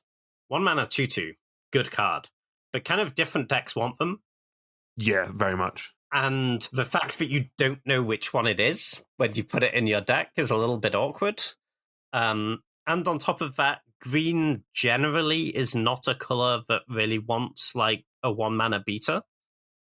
It wants to spend its 1-drops to ramp generally. Like, green doesn't really tend to do that super, super low curve aggro thing. Generally, green aggro decks are a bit more like 2 to 4 mana creatures because they need them to be higher impact, right? Yeah, a little bit. That is how traditionally cubes have been built, but more traditional cubes will save the low green drops for ramp spells or for your mana dorks. But kind of where you put your aggro decks in your cube, people can build cubes in various different ways. Like green does have a lot of decent 1 and 2 drop aggressive creatures, and you can build your cube that way. But yeah, I do agree that kind of the majority of them don't, and also this doesn't go in either because you can't guarantee what it's going to be. Yeah, which is the tricky, which is specifically the trickier part with this card, I think. Yeah, exactly. Yeah, so I think that's the bit that makes it a bit difficult to include for me. I will say though, tribal is something that's kind of niche, but people do sometimes build just tribal cubes, right? And Merfolk is one of the classics, and Merfolk has very, very few good 1-drops. So this is a slam dunk if you're doing Merfolk. But outside of that, I'm kind of not quite there on it. No, that's fair. From a 1-drop to an 8-drop, next we're talking about Galter, Stampede Tyrant. This is 5 green for a 12/12 legendary creature, Elder Dinosaur. It has trample, and when it enters the battlefield, you may put any number of creature cards from your hand onto the battlefield. Well, this is very big. The potential upside of this card is obviously huge. Dumping your whole hand of fatties. In an ideal world, you can be living the dream with that. And again, it's an ETB, similarly to the trumpeting Carnosaur that we saw earlier. Means that you can sneak attack this in, you can show and tell it in, and it will come with a bunch of friends. Mana and stat wise, it's I guess good. 5 mana for 12/12 with trample is good. It's 8 mana, not 5 mana. Wow, yeah, that would be good. That'd be good. Yeah. 8 mana for 12/12 with trample is good stats. I'm still not super overwhelmed by this, if I'm honest, and that's mainly because there's a very specific place where it goes. That place is mono green, and specifically the version of mono green that was on the Modo Cube earlier this year, where they put a load of creature tutors in it that put creatures into your hand. So you want to fill your hand with big creatures, cheat or ramp this into play, and then put everything you've tutored for into play as well. You swing, you win. The problem is that deck sucks. I think that's the nicest way of putting that. And this doesn't fix the problems of that deck. You don't need just another big dumb beater. And the fact, I think with most of the time with this card, you won't be putting anything else into play with it. This is going to be the last card in your hand a lot of the time. And it doesn't win you the game on the spot. This isn't Crater Hoof. It doesn't make the whole rest of your board and give you that swing straight away. This can still be answered before it attacks. Your board can be wrathed. That basically adds up to a card that, while in Commander, I think is phenomenal, and I will put that caveat in case anyone is questioning me. This is a very good card in the right format, but that format is not Cube, basically.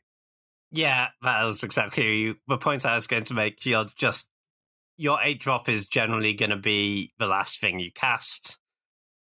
You need it to win the game on its own. You don't want it to say, hey, look at this other 8-drop I needed to have too, but to make it good. No, play 8-drops to win the game if you have to play 8-drops. Yes, certainly no Crater Hoof. I think a lot worse than like a Woodfall Primus as well, to be honest. Yes, it's huge, but at the point where you're generally the argument of this creature dies to removal is not a good one, but at the point where you're spending 8 mana, I don't think it's really acceptable to just have it get, Doombladed and not get any value out of it, which I think is often what's going to happen with this card. Yeah, especially when we have other dinosaurs that are better at protecting themselves, something like a Carnage Tyrant or something like that is, like, it's less raw stats, but it's harder to deal with, basically. Like, if you want a big, dumb green thing that's going to be attacking your opponents, you're more likely to play that. If you want to cheat something into play, you play Natural Order rather than this. Like, and the thing is, because this is I can't see a world where this card is cheap either. I don't think I can recommend it like lower powered level or more budget cubes. Oh no, there's the mono green Commander players are going to love it, aren't they? Yeah, it's pre-ordering for $25. Yeah, checks out. That will come down in price, obviously. Like it's not out yet. Like I always actually normally vastly ignore pre-sale costs unless it proves a point of mine on a podcast. But apart from that, yeah. Okay, so next up we have Jade Light Spelunker. This is X and a green for a 1/1 creature Merfolk Scout.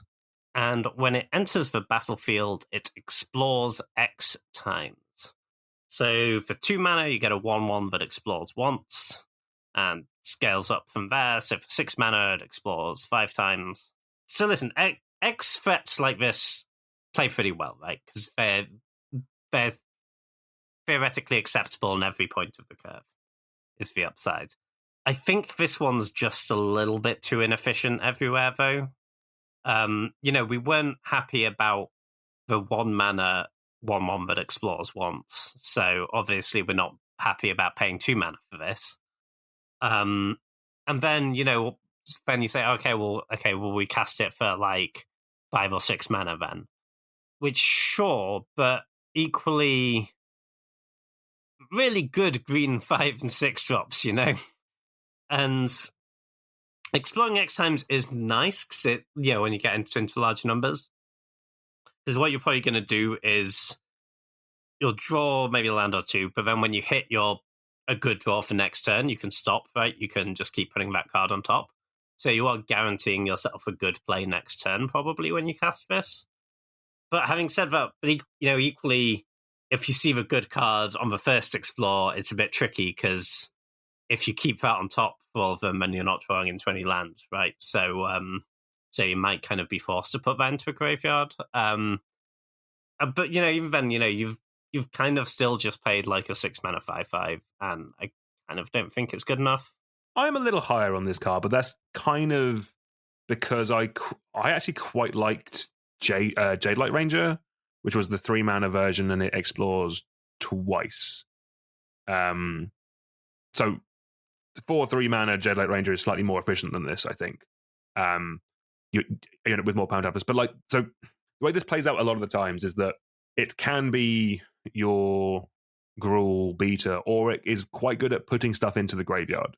If you're doing something like that in Golgari, so it's basically if you're trying to beat down in Gruul, or it will be the most optimal card in that deck, but it will be playable. But also in Golgari, if you're trying to fill up the graveyard, it is actually quite good at that. This will actually put a decent amount of cards into your graveyard while becoming bigger, if that's what you're trying to do with it. Yeah, the Jade Line Ranger comparisons when we ran a little bit, because I did like that card. And, this is only 1 mana, 1 power smaller when you play it on 3 mana, right?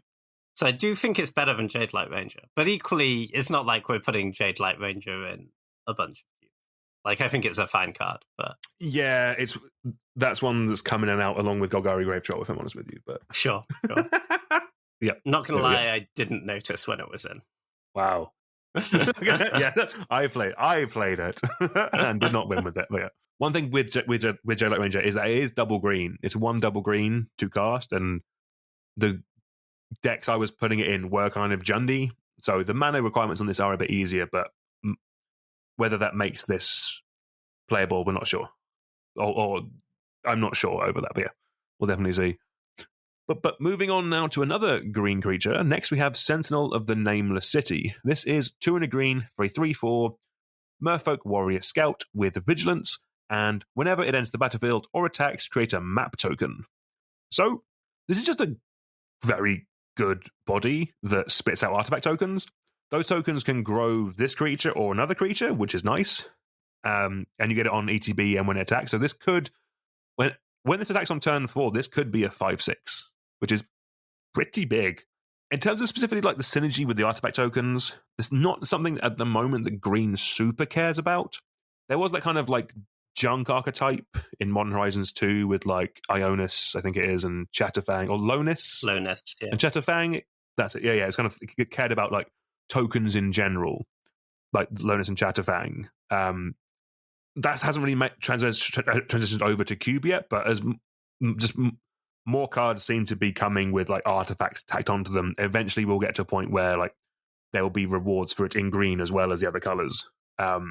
At that point, this card will get a lot better, but just for the time being, 3 mana, 3/4 Vigilance is quite good, with the upside of buffing up maybe this creature or a different creature to make your attacks a bit better. I quite like this card. Yeah, I'm pretty high on this card, actually. So big. You get this out, imagine you get this out off an elf on turn 2. It's just going to be so much bigger than everything else in play.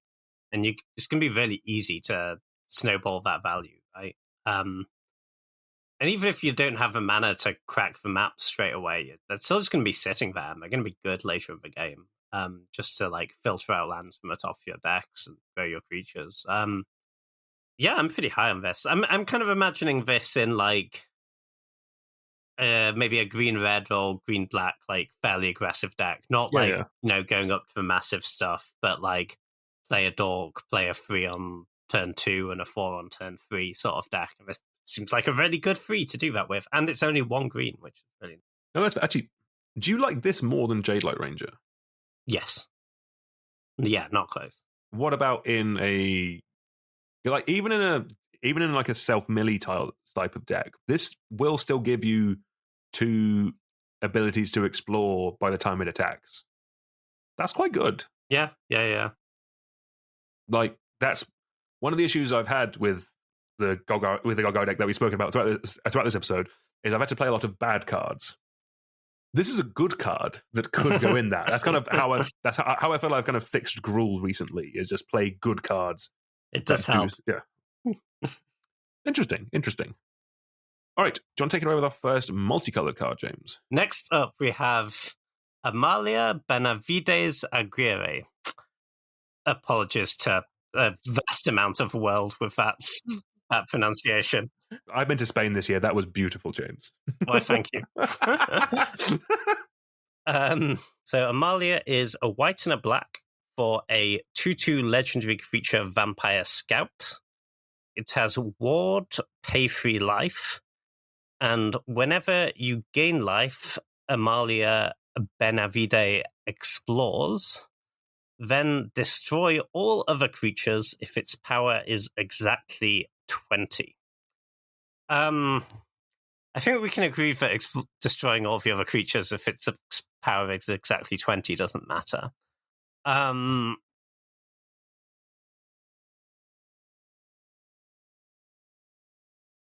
Okay.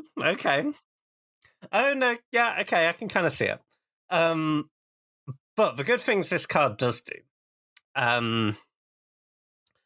Firstly, if your white-black can do a lot of the aristocracy stuff, and it can do a lot of life-gainy stuff. And this kind of plays nicely with both, because the aristocracy stuff has blood artists. Blood artists get you a lot of triggers of gaining 1 life, and that's enough to explore off this, so it's going to get you plenty of value, it's going to get pretty big, and filter out the lands from the top of your deck. All good stuff. Also, if you're doing white-black as a life gain deck, this is kind of just better than something like a Johnny's Pridemate, I think. Like, you're getting that selection, you're getting lands, and a lot of time you'll get the counter as well.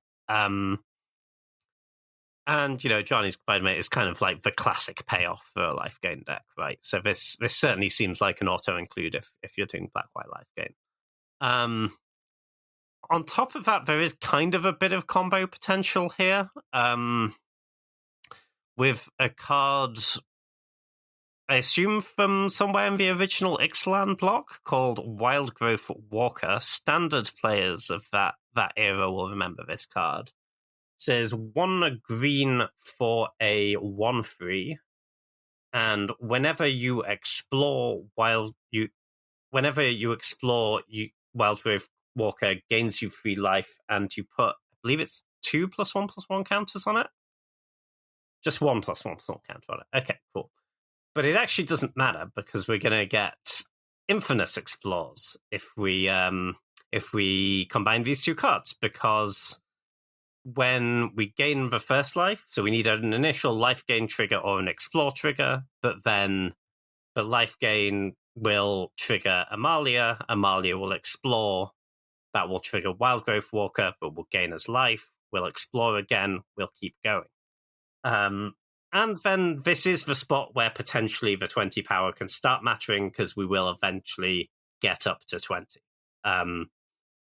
So if we pull this off, we Infinite Explores will be on infinite life. Well, no, so that's where this comes in, because it's when its power gets to 20 that will, in theory, that will happen while you're exploring at some point. Like basically the ceiling of the combo is you gain about 50 life, and you have a 20/20 on play, which is Amalia, and everything else is destroyed, including your combo piece that will go with it. Okay, so we're not quite getting to infinite, but we are getting a 20/20 in play on an empty board. Very good. And in the event that our opponent is not dead, we'll also basically cast a Vampiric Tutor at that point. We'll have explored, we'll be able enough times that we're basically able to find the best card on our deck and put it on top. It's not going to be difficult to win the game from that point. Most likely this probably, like, if this isn't summoning sick, you're just hitting for 20 straight away, and even if it is, you can be in a very good spot. Wildgrowth Walker is not exactly what we'd call a cube staple at the moment, and I don't think I've ever seen it in a cube. But there's a lot of map tokens and a lot of explore in this set. It's not an unreasonable... Like, if you want to lean into that a little bit, like, you could include Wildgrowth Walker, and then you kind of get this nice little 1-2 combo as well. I think this card's kind of interesting. I think it sort of does a lot of different things, and I like that, because it means it's not just going into one archetype. No, exactly. Like the little creature-based combos, I do quite like. Like, we struggled a little bit with persist combos in mine, but like the fact that this needs like a soul sister to kick things off. There are some other combos like that. Like you have like Squirrel Twin, the historic deck, which does also need a soul sister to kick things off. You also have just other like life gain like combos in my in cubes with like Heliod Walking Ballista or like Spike Feeder, that kind of thing. I'm not sure maybe you want Amalia in that, or maybe it's just another piece. But basically, there is a package of cards there. It's finding how it works and how it goes together. But like, I think like Amalia, Wild Growth Walker, stuff like Prosperous Innkeeper, maybe a couple of other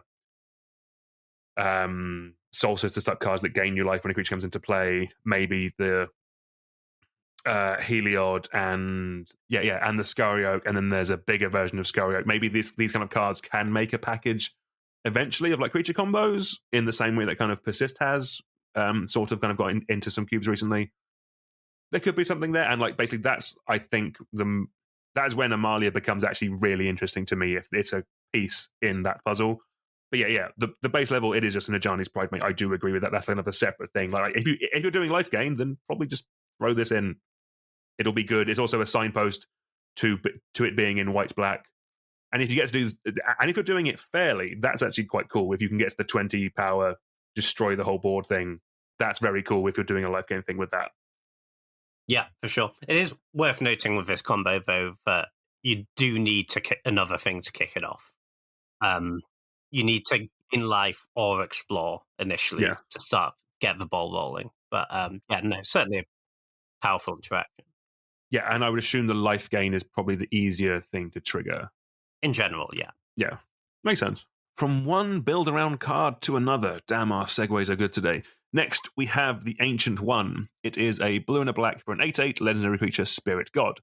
It has Descend 8, which means the Ancient One can't attack or block unless there are 8 or more permanent cards in your graveyard. It also has 2 a blue and a black, draw a card, then discard a card. When you discard a card this way, target player mills cards equal to its mana value. So obviously, 2 mana for an 8/8 is just good. But realistically, the question is how easy is this going to be, or how easy is this going to be to turn on and activate? Best case scenario, if you crack some lands and do some self-mill, maybe turn 4? I want to say turn 4. If that's consistent, that might be good enough. So for me, this is very much a card that goes into a deck that we've spoken about a bit in this episode, that cares about the number of things in your graveyard. Rather than something like Reanimator, which cares about having specific things in your graveyard. This is going to a deck with, like, again, like Hogak or Spider Spawning, things like that. Rather than, like your Reanimator, which wants, like, specifically, like, the big thing in the graveyard. Or even decks that are using the graveyard as a resource with, like Delve. Like this doesn't want to be in a deck with spells with Delve, because it'll be a creature and then it won't be able to, like, it can attack and then it can't attack or can't block, and that's really annoying. The discard part, I think, is fine. That is maybe where it could overlap with Reanimator, but 4 mana to do that is a little bit much. Like it's a discard outlet that you will use. You're not happy about it.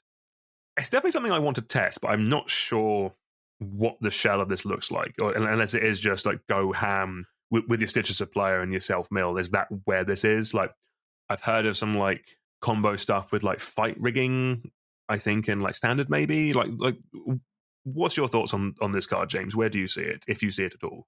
What I wrote down initially was, no, you would need to play actual dredge cards, but it sounds like we're into playing actual dredge cards potentially. James, we're always into. That's my secret, James. Listen, if we're trying to do this thing with the Souls of the Lost, the bad Tarmogoyf we spoke about earlier, then I guess this goes in that deck, right? Like, it is a pretty big. It is pretty big if you can get there.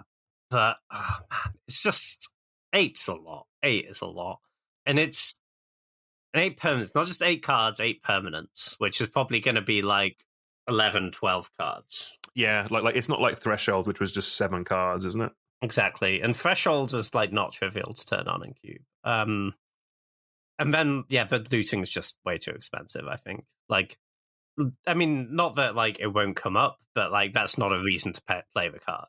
Like, there could be a world where just in very grindy, control-y games, that this is more like limited Magic. Like this is more pre-release. You're milling out an opponent with this. That's more what's happening actually with the bottom ability in Cube in general. Graveyard, or in everything I play anyway, the graveyard is a resource, and generally fueling up your opponent is not necessarily a good thing.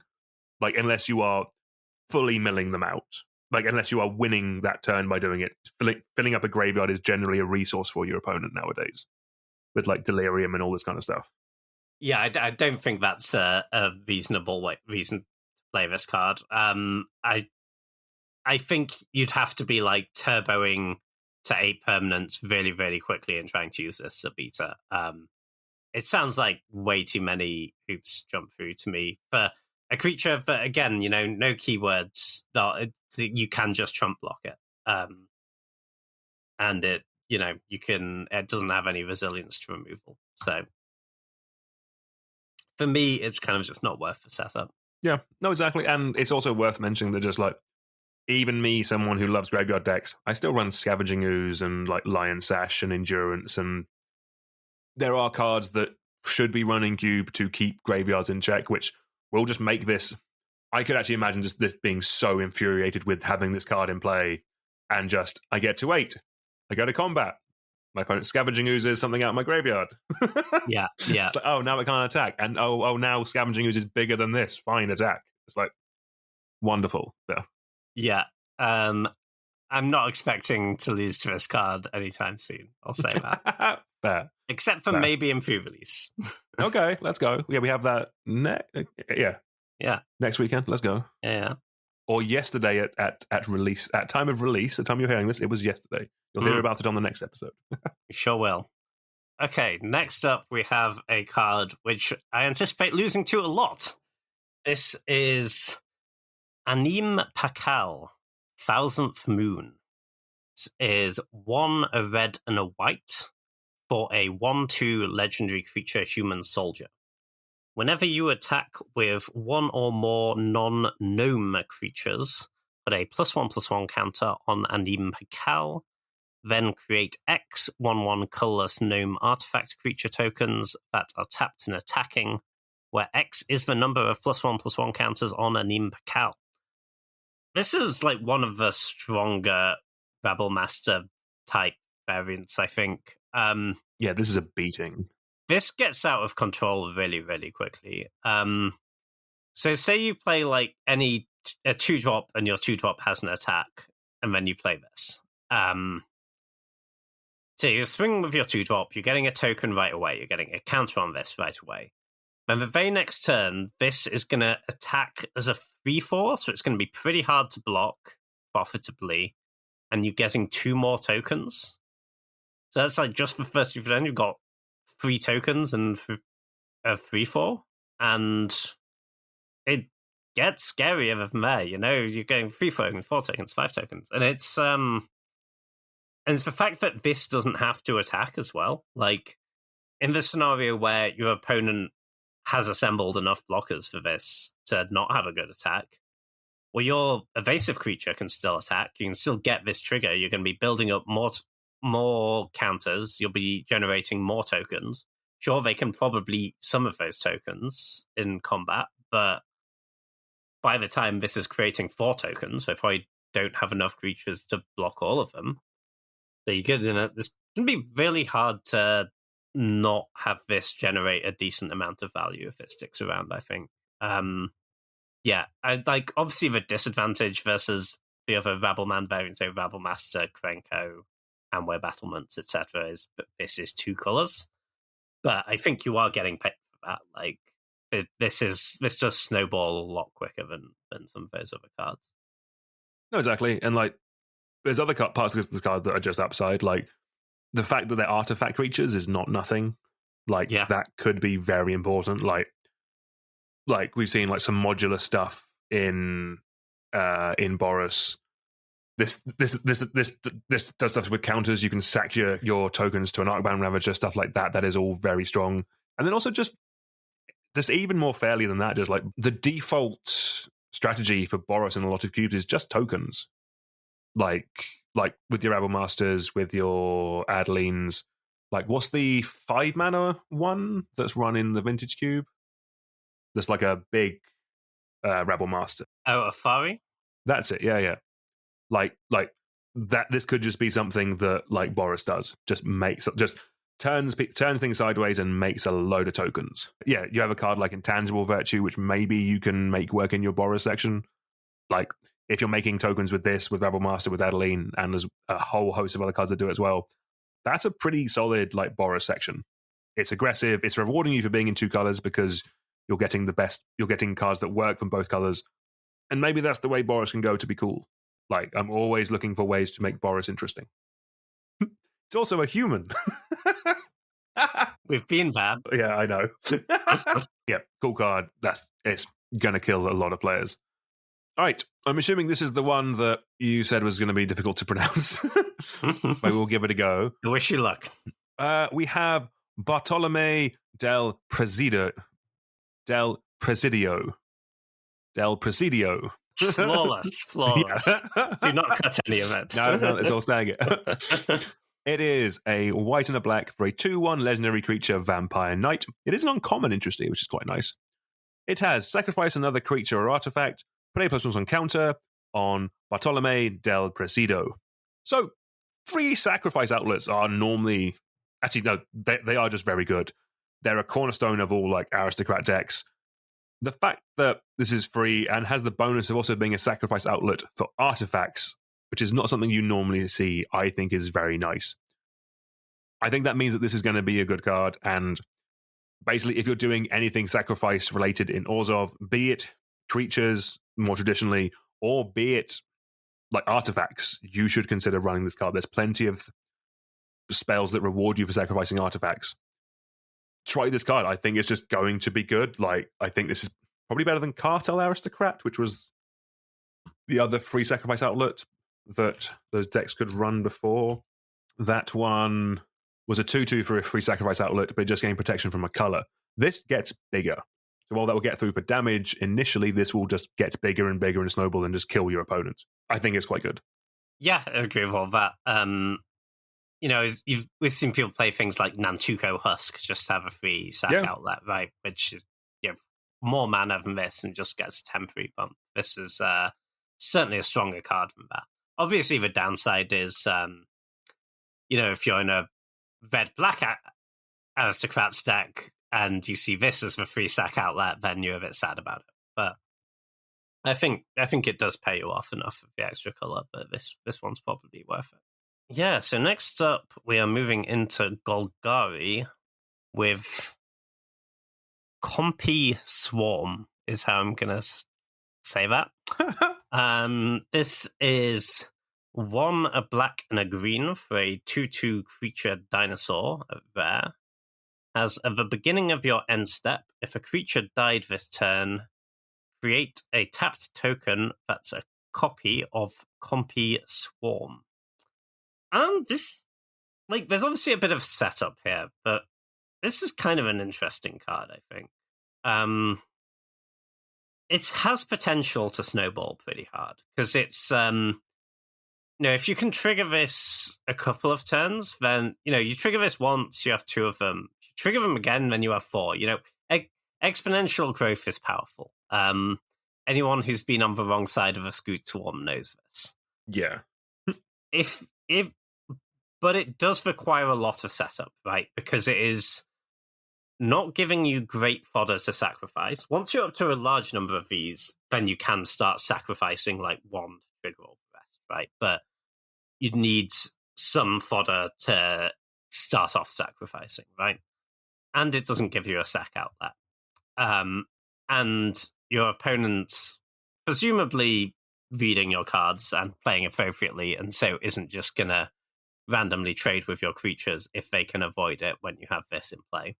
So it's kind of unfortunate that it only triggers on your end step, so they can, if they really want to kill one of the other creatures, they can do it on their turn. It also doesn't work if you're like blocking and trading off creatures. You have to be trading on your turn. Obviously, your opponent has more control about that because they decide whether to block or not. I do think there's something here, though. I think you get paid off enough. And you've got to be pretty not all in, but you've got to draft around this card pretty specifically, I think. And also, like, green-black is, green isn't one of the, like, normal core aristocrats colors, although it does, like, definitely have a bit of that stuff going on with morbid cards and stuff like that. I want this to work. I want it to be good, and I want to try it. I suspect it might end up being too much setup cost, but I don't know. If I see it in a cube, I'm going to try. No, I think that's fair. Like I really like this card. I think the issue I have, and this might not. By the end of this, I might have talked myself around to this not being an issue, but I will explain my thinking. Is that this kind of like, you obviously don't want to play this when you're not guaranteeing that you're going to activate it. No one is paying 3 mana for a 2/2 in 2023. That's just not happening. So that means it's going into a deck with sacrifice stuff, ways of triggering it, which means it's probably aristocrats. And the issue with that is most cubes, like an aristocrat deck is always black as its core color, but then traditionally it's either white or red as a second color. In cube at the moment, it's not often green. That doesn't mean it can't be. Like, we are in a world with triomes existing, like 4-color decks could just be a thing. And I do actually think green is probably really good for aristocrats, and a lot of like especially in like, when I've looked at the decks in like Canadian Highlander and stuff, like they are splashing into green a lot because you just have a lot of very good creatures that replace themselves, as well as token makers and stuff in green. So maybe this could be a way Golgari goes. That's kind of the part I'm having trouble with, basically, is like, can you actually build the deck around this? Does it exist enough to actually make this card good enough? Like they could just be just Golgari aristocrats with like grist and cool stuff like that. Maybe that's the deck. But like, traditionally, that isn't where a lot of people are putting their aristocrat sections at the moment, and more cards like this will help push it towards green. But for the moment, it's trickier, if that makes sense. Yeah, for sure. I think it is worth noting it doesn't have to be your creature that dies. No, that's true. Yeah, if you're killing a creature, if you just Doomblade that guy, it will trigger it. And that's definitely a way that you can trigger it like first time, right? But for this card to actually be good, it feels like you need to trigger it multiple turns in a row, and it's going to be... I mean, it's not impossible to do that with just removal spells, but that won't be something that happens most games. No, exactly. That makes sense. Yeah. I mean, in general, you're going to want something a bit more reliable to have that engine running. Let's move on. We are back to Selesnya now. Jihan, have we been to Selesnya yet? No. We are moving on to Selesnya now with Kellan, Daring Traveller. It is 1 white for a 2/3 legendary creature, human fairy scout. It has, whenever it attacks, reveal the top card of your library. If it's a creature card with mana value 3 or less, put it into your hand. Otherwise, you may put it into your graveyard. But it also has an adventure. It has Journey On, which is a single green. It is a sorcery adventure with create X map tokens, where X is 1 plus the number of opponents who control an artifact. As we spoke about when we did the Eldraine set review, we do like 2 spells tacked onto 1 card. So let's talk about the adventure first. So base level, it's a green and it makes you a map token. If they have an artifact, it could end up being 2. That's fine. That's not really worth a card by itself.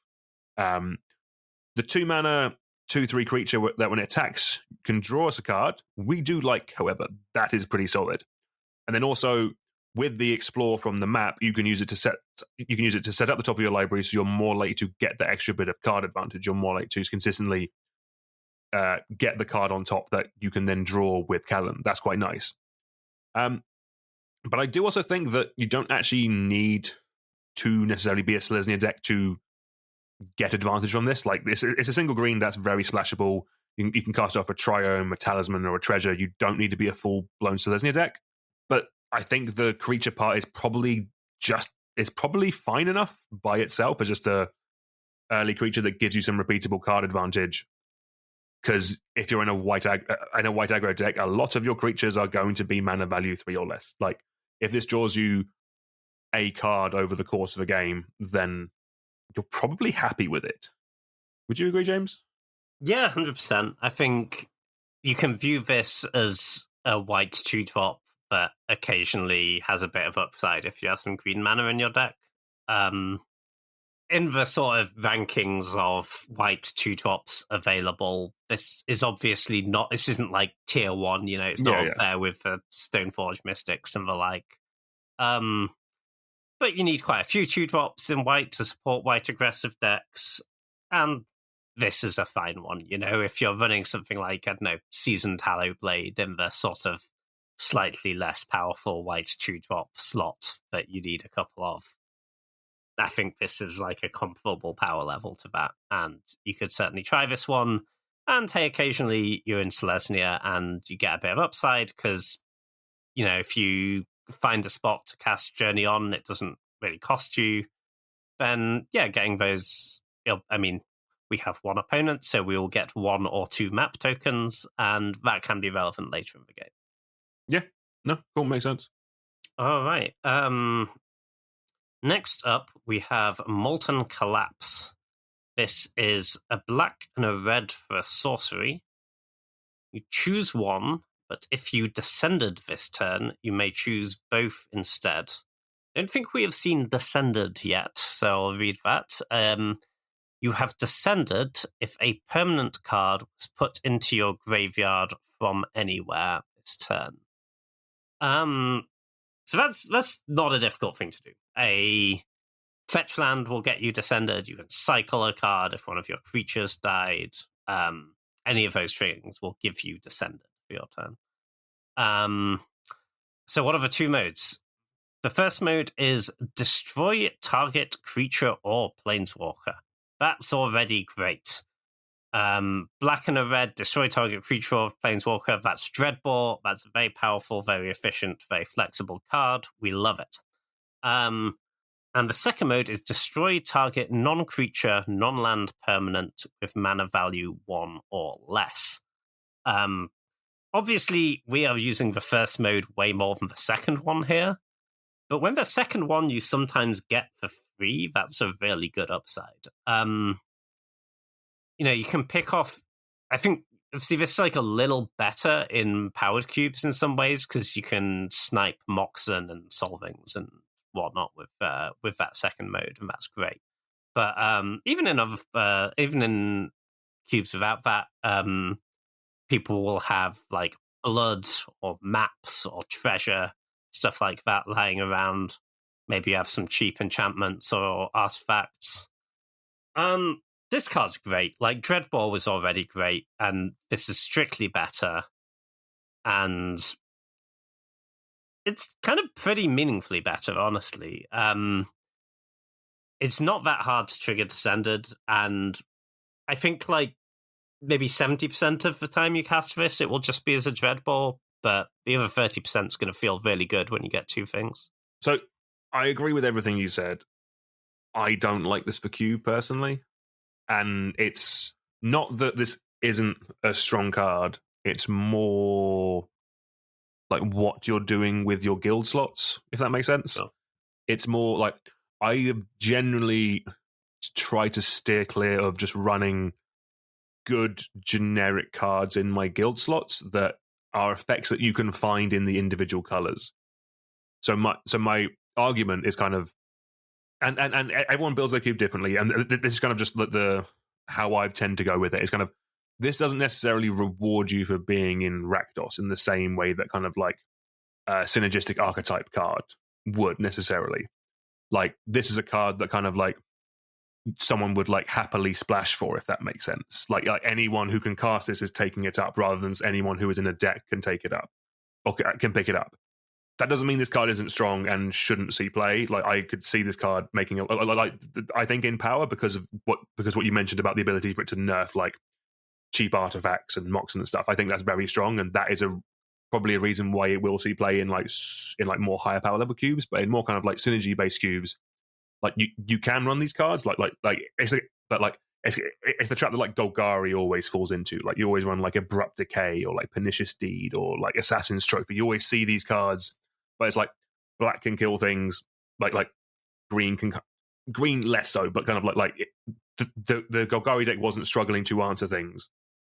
Play something to kind of make the deck stronger, and that's kind of where I think this falls into. Like nothing taken away from this card. It's a very strong card, but I think just in terms of specifically where it sits in cube, that's where I think, personally, I think it struggles a little bit. Yeah, no, I totally get that. I think that's a very reasonable approach to building cubes. I think it depends on the individual cube in question, right? But yeah, I think on power level, it's certainly a strong one.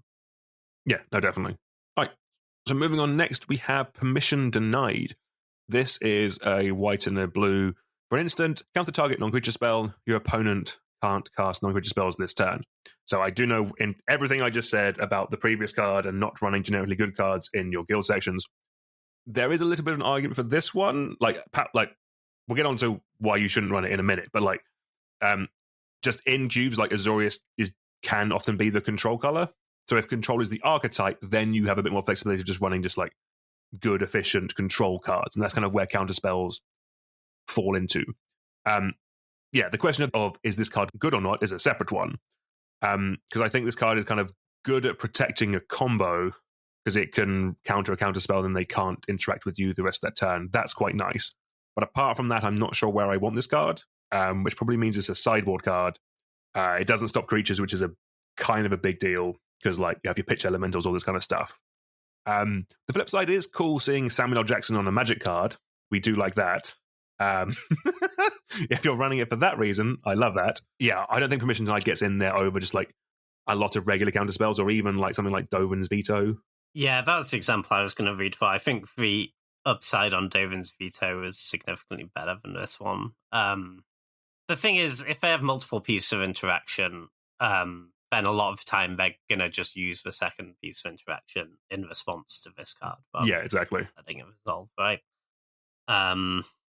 I'm not saying there won't be like situations where this is really good, but I think in general, Dovin's Veto, the upside on your negate is significantly higher. And you know what? If you have like 2 Azorius slots in your cube and you decide for what you want to do with them is Permission Denied and Dovin's Veto, then all power to you. But I don't think that's going to be the case for most people. No, fair. Very fair, very fair. All right. Moving on, next up we have. Oh, this is going to be hard to say. Moving on, we have Sovereign Okinek Ahau. Is how I'm going to say that. I like that. Sovereign Okinek Ahau. This is 2 a green and a white for a 3/4 legendary creature Cat Noble. It has Ward 2. And whenever Sovereign attacks, for each creature you control with power greater than that creature's base power, put a number of +1/+1 counters on that creature equal to the difference. If that rule text didn't make any sense to you, I don't think you're alone in that. I'm kind of really glad you got this one. Yeah. So I'm going to attempt to maybe put this in a slightly easier to understand way. So basically, if you have a creature that has had its power buffed by any sort of effect, so if you have +1/+1 counters on it, or if you've cast a Giant Growth on it, or you have a Glorious Anthem in play, then that has power greater than its base power. So when you attack with that creature, say you cast a Giant Growth on your creature, then attacked. So its power is 3 greater than its base power, so you're going to put 3 +1/+1 counters on that creature. And that is true for all of your creatures. I think the spot where this card is actually potentially very powerful is a green-white +1/+1 counters deck, which is certainly something that crops up. Because the whole point of that deck is most of your creatures are going to have +1/+1 counters on them. Therefore, their power will be greater than their base power. So you could basically read this in that deck as whenever one of your creatures attack, you double the number of +1/+1 counters on it. And that's really powerful. Yeah. Like imagine you attack with your Walking Ballista and it goes from like 2 counters to 4 counters. Oh, okay. Yes, I always forget that Walking Ballista and like Hangerback Walker do really well with like +1 counter synergy stuff. Yeah, exactly, and it all stacks with your hardened scales effects and whatnot. That's quite nice. Yeah. I mean, it is a certain amount of like your deck has to already be doing its thing before this card does anything, right? it requires a little bit of setup, but this really does turbocharge those counter synergies. I think if you're supporting that deck in your cube, that is enough reason to at least try this. I think this is quite strong in that deck. I don't really see another spot you'd want it. Like, it does do good stuff. If you have a glorious anthem, everything you attack with gets a counter, right? I don't think that's really enough to include it. But I think for +1/+1 counter decks specifically, I think this is quite a nice ad. No, sweet, love it. Nice. All right, we're back to Golgari with Squirming Emergence. It is 1 black and a green for a sorcery. It has Fathomless Descent, which is return to the battlefield, target non-land permanent card in your graveyard with mana value less than or equal to the number of permanent cards in your graveyard. So this is another card for that Graveyard Matters deck that we've spoken about quite a bit. I do like this card. I think it's a strong effect. Late in the game, this could just get you back anything you want from the graveyard if you've been milling a ton. The issue with this card is that in the decks that want to self-mill, this does nothing in your graveyard. It doesn't count to Descend if that's something you're caring about, if you're trying to get to that 8 number. I know it's more mana to cast on the front side, but I generally prefer Dread Return in those type of decks to this card. Dread Return is 4 mana to just reanimate a creature, but importantly, it has the flashback cost of sacrifice 3 creatures, which means that if you have dredged it or milled it into your graveyard, it's still a recursion spell in your graveyard. You can still use it. It's not just dead, which this has the issue of being potentially in those archetypes. Unless you're using a spell to get this back, to then use this spell to get something else back, that's a lot of hoops that you don't really want to be doing in a game of Cube. There could be a world where this is just perfectly fine in like mid-range piles as getting something back from the graveyard, but then kind of similarly to what we were saying about, or what I was saying about running guild cards that do an effect that one color can already do. Like, I don't think you need to run this over like Animate Dead or just any other kind of generic black recursion that color can already do. So I think that means I'm not super high on Squirming Emergence, if I'm honest. Yeah, I don't disagree with that. And I think we've established I'm maybe a little bit lower on this turbo self-mill. We have lots of permanents in our graveyard. I would say that most people are lower than me, James. It's just a problem I have. I'm happy taking the majority position, man. I don't like it in a mid-range deck. Like, reanimate effects are already like a little bit situational, right? It's not trivial that you have something in your graveyard that you actually want to bring back. Adding another hoop to jump through of, my Shieldred's in my bin, but I can't reanimate it because I don't have 3 other permanents there. It's really rough when you're not even getting a particularly good rate in terms of mana efficiency, right? I'm not getting, if this costs like, I feel like this would going to cost 1 mana, honestly, before I'd be interested. But yeah, it's kind of rough. It doesn't even target their graveyard as well. You can only hit yours. I don't see it. No, definitely makes sense. I'll quickly touch on the first artifact, if that's right. I'm not going to read it because it's a card that we have seen before. Just wanted to mention that Sorcerer's Spyglass has been downshifted from a rare to an uncommon, so it's now legal in Peasant. But yeah, just having this kind of like Pithing Needle effect in Peasant could be quite nice. Like, there are plenty of busted cards at Peasant. This is just a nice solid answer to a lot of them. Yeah, good card for Peasant. Just wanted to mention that it had been downshifted. Yeah, no, Sorcerer's Spyglass is super solid. I think in a lot of cubes, this is better than Pithing Needle. Just that extra information is really, really valuable. Obviously, it informs what you name, but also I think people just really underestimate the effect that knowing your opponent's hand has on the rest of the game.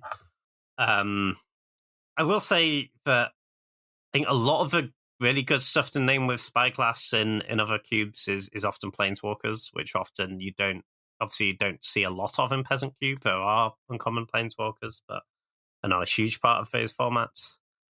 But I mean, there's plenty of other stuff you can hit with this. So yeah, I think could see running it in certain spots, but yeah, not having the out of hitting Planeswalkers as much and the fact it doesn't hit mana abilities is kind of rough. That's it for artifacts, but we do have a number of lands I want to touch on. These are all creature lands. I think it's worth us quickly going over them and where they see play, because realistically, because they all come into play tapped and can't be fetched, it does mean they are going to struggle to get into a decent amount of higher power level leveled cubes. In budget cubes or in large cubes, I think they're actually pretty good. In budget, because a lot of the older ones have been reprinted a ton, they are fairly cheap. And hopefully after a couple of reprints or after they've been through standard, these will be cheap as well. In large cubes, because after original duel, fetch, shock, fast land, pain land, there is room to decide what's next. So in a 720 or anything like that, at any power level, I potentially consider running a cycle of creature lands.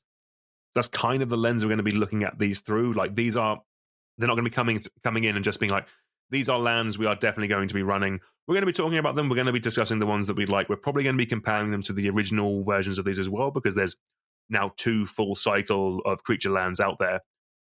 So just keep that in mind when we're talking about them. They're kind of like, if we say they're good, you can only run so many dual lands in a cube. They're more like to see play in larger cubes, or if they end up being cheap in more budget-based cubes. But that's just something to kind of keep in mind as we talk about them. Yeah, for sure. So the first land we have up is Restless Anchorage. This is a land that enters battlefield tapped and can tap for a blue or a white mana. And you can play 1 a blue and a white to, until end of turn Restless Anchorage into a 2/3 white and blue bird creature with flying. It's still a land. And whenever Restless Anchorage attacks, you create a map token. This, I think, is a really solid rate, actually. Pretty cheap to activate, and the fact that you get an actual permanent advantage just off the attack is really strong. The evasion means you can be able to trigger that a bit more often. It pressures planeswalkers really nicely. I'm really high on this one. I think this is one of the better ones. The only issue I have with it is that it's probably, I think with all of these, it's unlikely you're going to be running 2 creature lands from any given color pair, so we do have to compare them a little bit to the original cycle. And the blue and white one was probably the strongest of the original cycle. That was, of course, Celestial Colonnade, which turns into a 4/4 Vigilance. Listen, I think you can make arguments for this over Celestial Colonnade. Obviously, much cheaper to activate, and you get that map token, which is really nice. But Colonnade's really, really good. It just kills planeswalkers dead. The fact it has Vigilance is really nice, because you can use the extra mana post-attacks. Cutting Colonnade is going to be a hard sell for me, but I do really rate this land. I think it is quite strong. No, definitely. There is a world where this is cheaper to activate. Colonnade is 5 mana, not including this. This is 3 mana, not including this.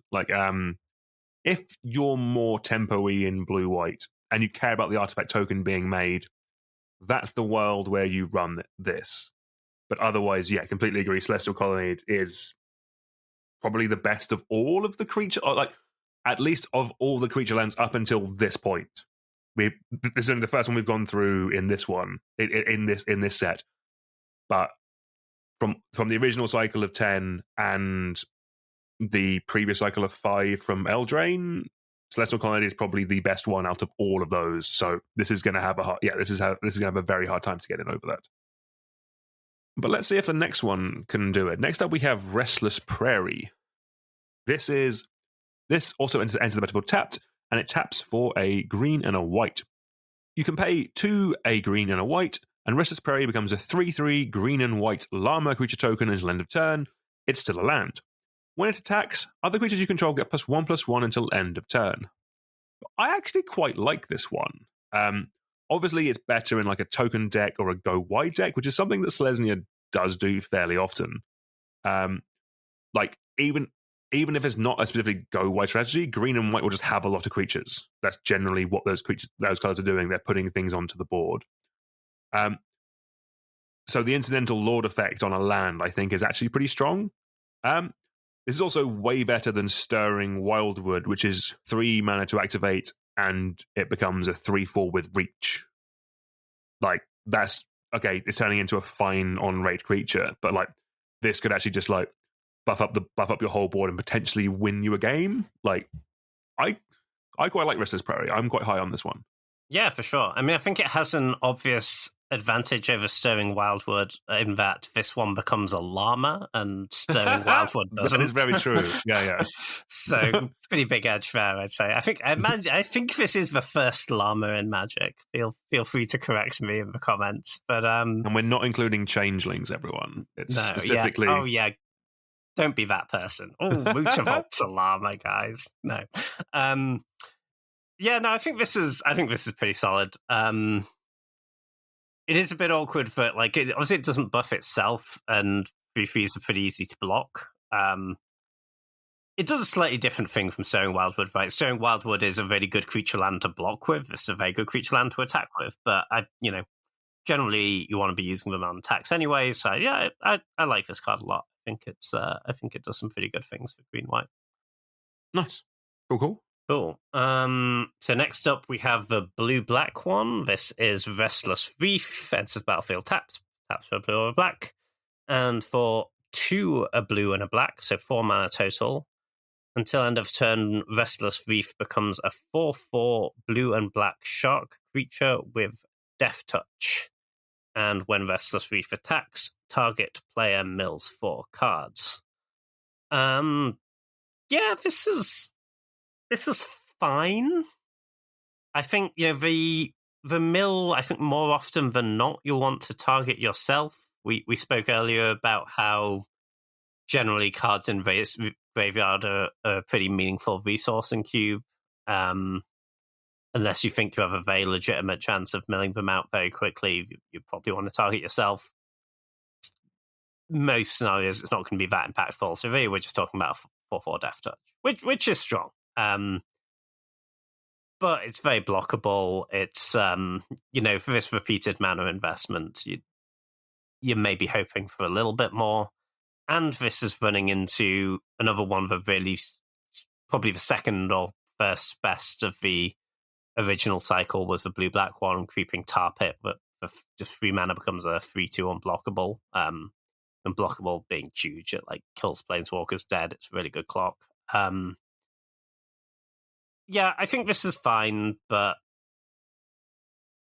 I think we're cutting Tar Pit for it. I don't know what you think. So I think they're different decks. Again, it's kind of what your guild section is doing. So I think Tar Pit's oddly like more like tempo-y, if I'm honest with you. Like maybe like I actually quite like this in a bit more of a control deck. I know that kind of the Tar Pit can, like, if you're just killing everything with all your spells, Tar Pit can in theory be the thing that kind of it just gets through every turn. I kind of get that, but like, yeah, what's your win con? I've got a Creeping Tar Pit. but the thing is, like, the threat of activation on this is very high. Like, this is a 4/4 Death Touch is trading with pretty much everything they're going to throw at you. So if this stops someone attacking you a couple of times, you can be holding up your mana. If they don't attack because of the activation on this, or the threat of the activation on this, you can just use your kill spell and pick off a creature.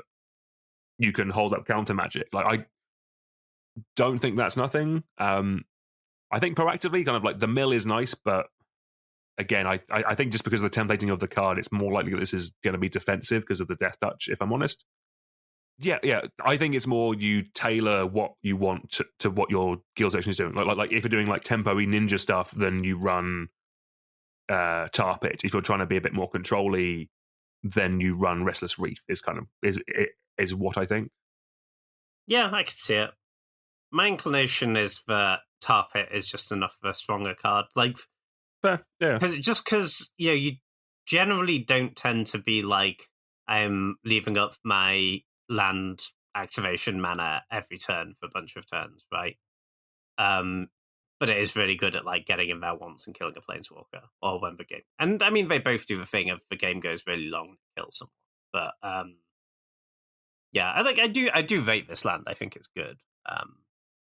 Yeah, I think it's close. But How big is Tar Pit? Sorry, is it a 3/2 or is it 3/2? Yeah, 3/2 on. 3/2 unblockable? Yeah, that's pretty close actually, and guaranteed getting it through. Yeah, that is no fair. Let's move on to our Gruul land. We have Restless Ridgeline. It enters the battlefield tapped. It taps for a red and a green, and for 2 a red and a green, it becomes a 3/4 red and green dinosaur creature until end of turn. And whenever it attacks, another target attacking creature gets +2/+0 until end of turn. Untap that creature. So, I think this is good. The body is kind of what Gruul decks wants. It can beat down and obviously survives a Wrath. But obviously we have to compare it to Raging Ravine, which is the same mana to activate. That becomes a 3/3 that when you attack, it puts a counter on itself. So if you do that, over multiple turns, it will kind of eventually grow higher. I think I prefer Raging Ravine, if I'm honest. I think this obviously requires you to have another creature to get its full effect, whereas with Raging Ravine, the bigger creatures just more like just keep getting through. And yes, the first attack, this is in theory adding 5 power to your attack. It's giving the other creature +2. It is a 3/4. But after like the second turn, when you just keep swinging in with the Raging Ravine, I think it just, like the math works out. It just gets bigger. And the other part as well is because Raging Ravine has been printed so many times, it's like 20p. So I think, I think Raging Ravine will work out to be slightly better, and just the cost factor for the time being means I don't think, unless you open it at pre-release and you want to run it, I wouldn't recommend kind of picking this up over Raging Ravine, just because I think Raging Ravine is slightly better and way cheaper. Yeah, 100%. I would agree. I think it's fairly close, but probably Raging Ravine just ahead. It does bear mentioning, probably bear mentioning earlier, in fact, there's a slight difference in the way these lands are templated versus the old one, which can be somewhat impactful. Definitely can be on this land. So the old ones, they gain the ability when you pay mana and activate them. Oh. Whereas these ones just says when Restless Ridgeline attacks. That's not tied to paying the mana. So that does mean that if Restless Ridgeline becomes a creature through some other means, say you use 5 mana Nissa and you turn Restless Ridgeline into a 3/3 elemental, it will still have this attack trigger, which is kind of nice.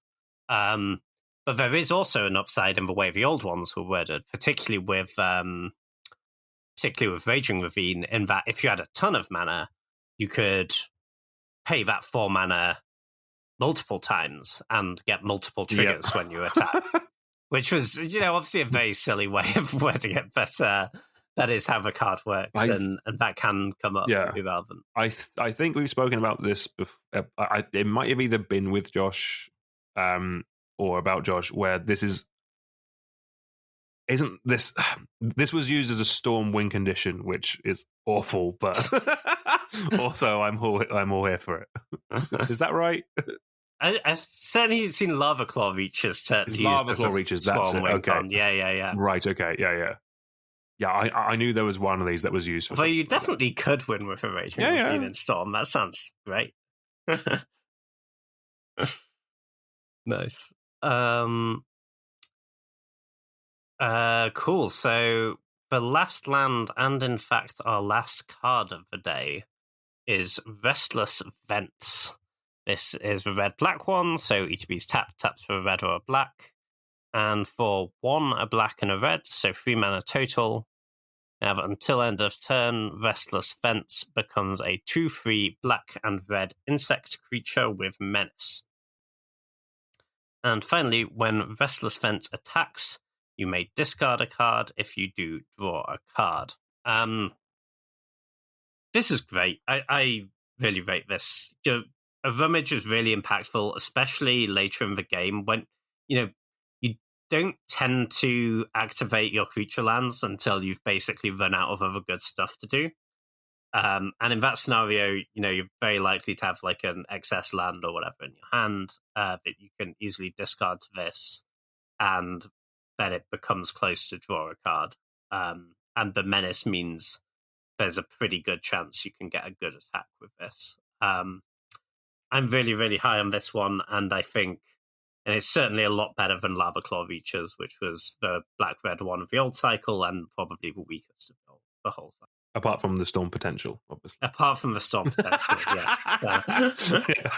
Yeah, I completely agree. Like the Restless Fence is probably one of the best ones, and it's the upgrade is way noticeable in this one compared to the other ones. I completely agree. I think this card's really good. Right, so before we get you out of here, as always, me and James are going to do our top 5 most impactful cards of the set. These are the cards that we think are going to make the biggest splash. But yeah, James, do you want to take it away with your number 5? Sure. So in number 5, I have got Deep Cavern Bat. This is the Mesmeric Fiend with Flying and Lifelink. I think it's a very meaningful upgrade to a card that sees a lot of play. So I think this will also see a lot of play. And yeah, that 2-point life swing a turn, that really matters. I have high hopes for this one. Nice. My number 5 is Inti, Seneschal of the Sun, the baby Lady of the Blade Reforged. This is just going to kill people. It's going to get out of hand. It's going to give you a ton of advantage. This is probably a staple in red aggressive sections going forward. In other sets, this would definitely be higher, but I think there's actually quite a lot of impactful cards from this set. So, yeah, that's why it's only number 5 on mine. Sure. Makes sense. So, number 4, I went for Molten Collapse. This is the slightly upgraded Dreadbore. It's just really good value. Like, I understand it's not the splashiest card in the world, but I think, but when you get your 2-for-1, it's going to feel incredible. And I was already pretty happy playing my Dreadbore, so I'm going to be running this most times I can cast it. Nice. No, very cool. Yeah, it is a very strong card. My number 4, and I've realized that while originally you had all the hard ones to say, I've now given myself them to pronounce in this section. My number 4 is Amalia Benavides Aguirre. I think this card has the highest ceiling of any card on my list, just because of the potential combos that it could bring. If you're just playing it as a creature, I think it's a counter when it gains life, then it will be fine. It'll do that. But if there's a world where we can combine this with Wild Growth Walker and start doing some cool combos, there are other combos that want to be with Soul Sisters, that kind of stuff. If that's a new archetype that can exist because of that, then I think this has the potential to be a really cool, impactful card. And it's something I'm going to be kind of toying with and seeing where we can get with it. Nice, yeah, for sure. It definitely has some good potential, that one. So for number 3, I went for Malcolm, Alluring Scoundrel. This card seems like so solid to me. Just like all upside, great threat, gets you selection, has potential if you get to those 4 counters to really go crazy. And the flash just gives it so much more flexibility. I think, you're rarely going to be cutting this card from a blue deck. No, exactly. I was wondering when our lists would intertwine, and they have at number 3. Mine is also Malcolm. Yeah, for everything you said, and it's just a noticeable upgrade on the versions of this effect that we already have. And we also don't have to run Daybound, Nightbound, which I will mention again. Yeah, really looking forward to getting Malcolm. Also a rare, should be nice and cheap. But yeah, very good, very cool card. Nice. So number 2, I went for Inti, Seneschal of the Sun. Nice. For Yeah. all of the reasons you said. Really nice. But you just get so much for 2 mana with this card. Like the real potential to snowball, great early, great late, nothing bad to say about it. No, very cool. My number 2, I feel a bit boring putting this on the list, but it's Get Lost. While it is only a slight upgrade to Faithful Absence, it's still a big jump from there to the cards that are below that.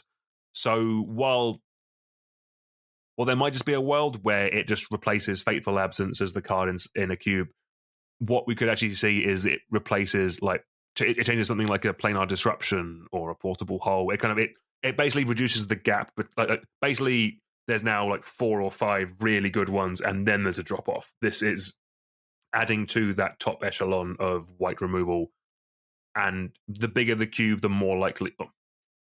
This will be more impactful for bigger cubes, but I still think it's going to be it's still a card we will see a lot of in plenty of cubes. Yeah, makes sense for sure.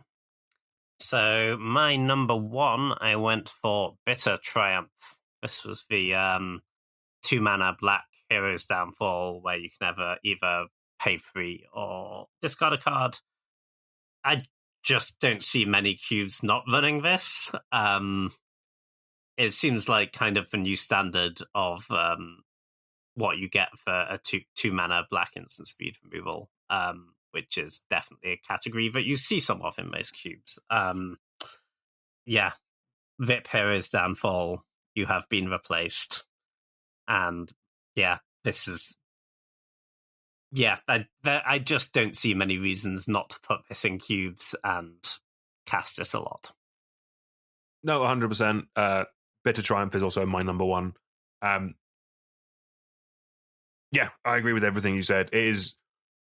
This will be in every cube and should be in every cube that can run it. So any cube from Peasant upwards should probably just run this card. Like, it's an uncommon. Hopefully it'll be like a quid or 2 after it's been released. At most, there's no reason to not run this card and just cut your worst bit of black removal. Just play it. It's going to be a staple. I'm not going to say forever, because they are getting better, actually. But at least for the next 5 years, I would say, it's probably in. Yeah. I'm sure someone said at some point that Doomblade would be a staple forever. So, yeah, fair point. No, fantastic. Right, I think that's going to do it for the episode. James, pleasure as always. A lot of cool cards for us to go through today. Yeah, always good reviewing the new ones. No, exactly. Yeah, I think there's more I'm probably going to be buying in this set than the last couple, if I'm honest with you. Like, there's some very cool, very synergistic cards. Some of the ones I want to try, worst case, I'll play them in Commander. No, for sure. Like, I really noticed putting together a top 5 list. Like, sometimes I'm sort of reaching around for number 5. This time I was like, I have 9 uncuttables from this list. Yeah, super strong set. So, also looking forward to getting our hands on them at pre-release next weekend. That should be a ton of fun. But just leaves me to thank you all very much for listening. Do please follow the podcast, tell a friend, leave a 5-star review, whatever the positive affirmation that your podcast platform lets you do, please do that. It would really help us out grow the podcast. But until next time, we will see you all soon. Goodbye.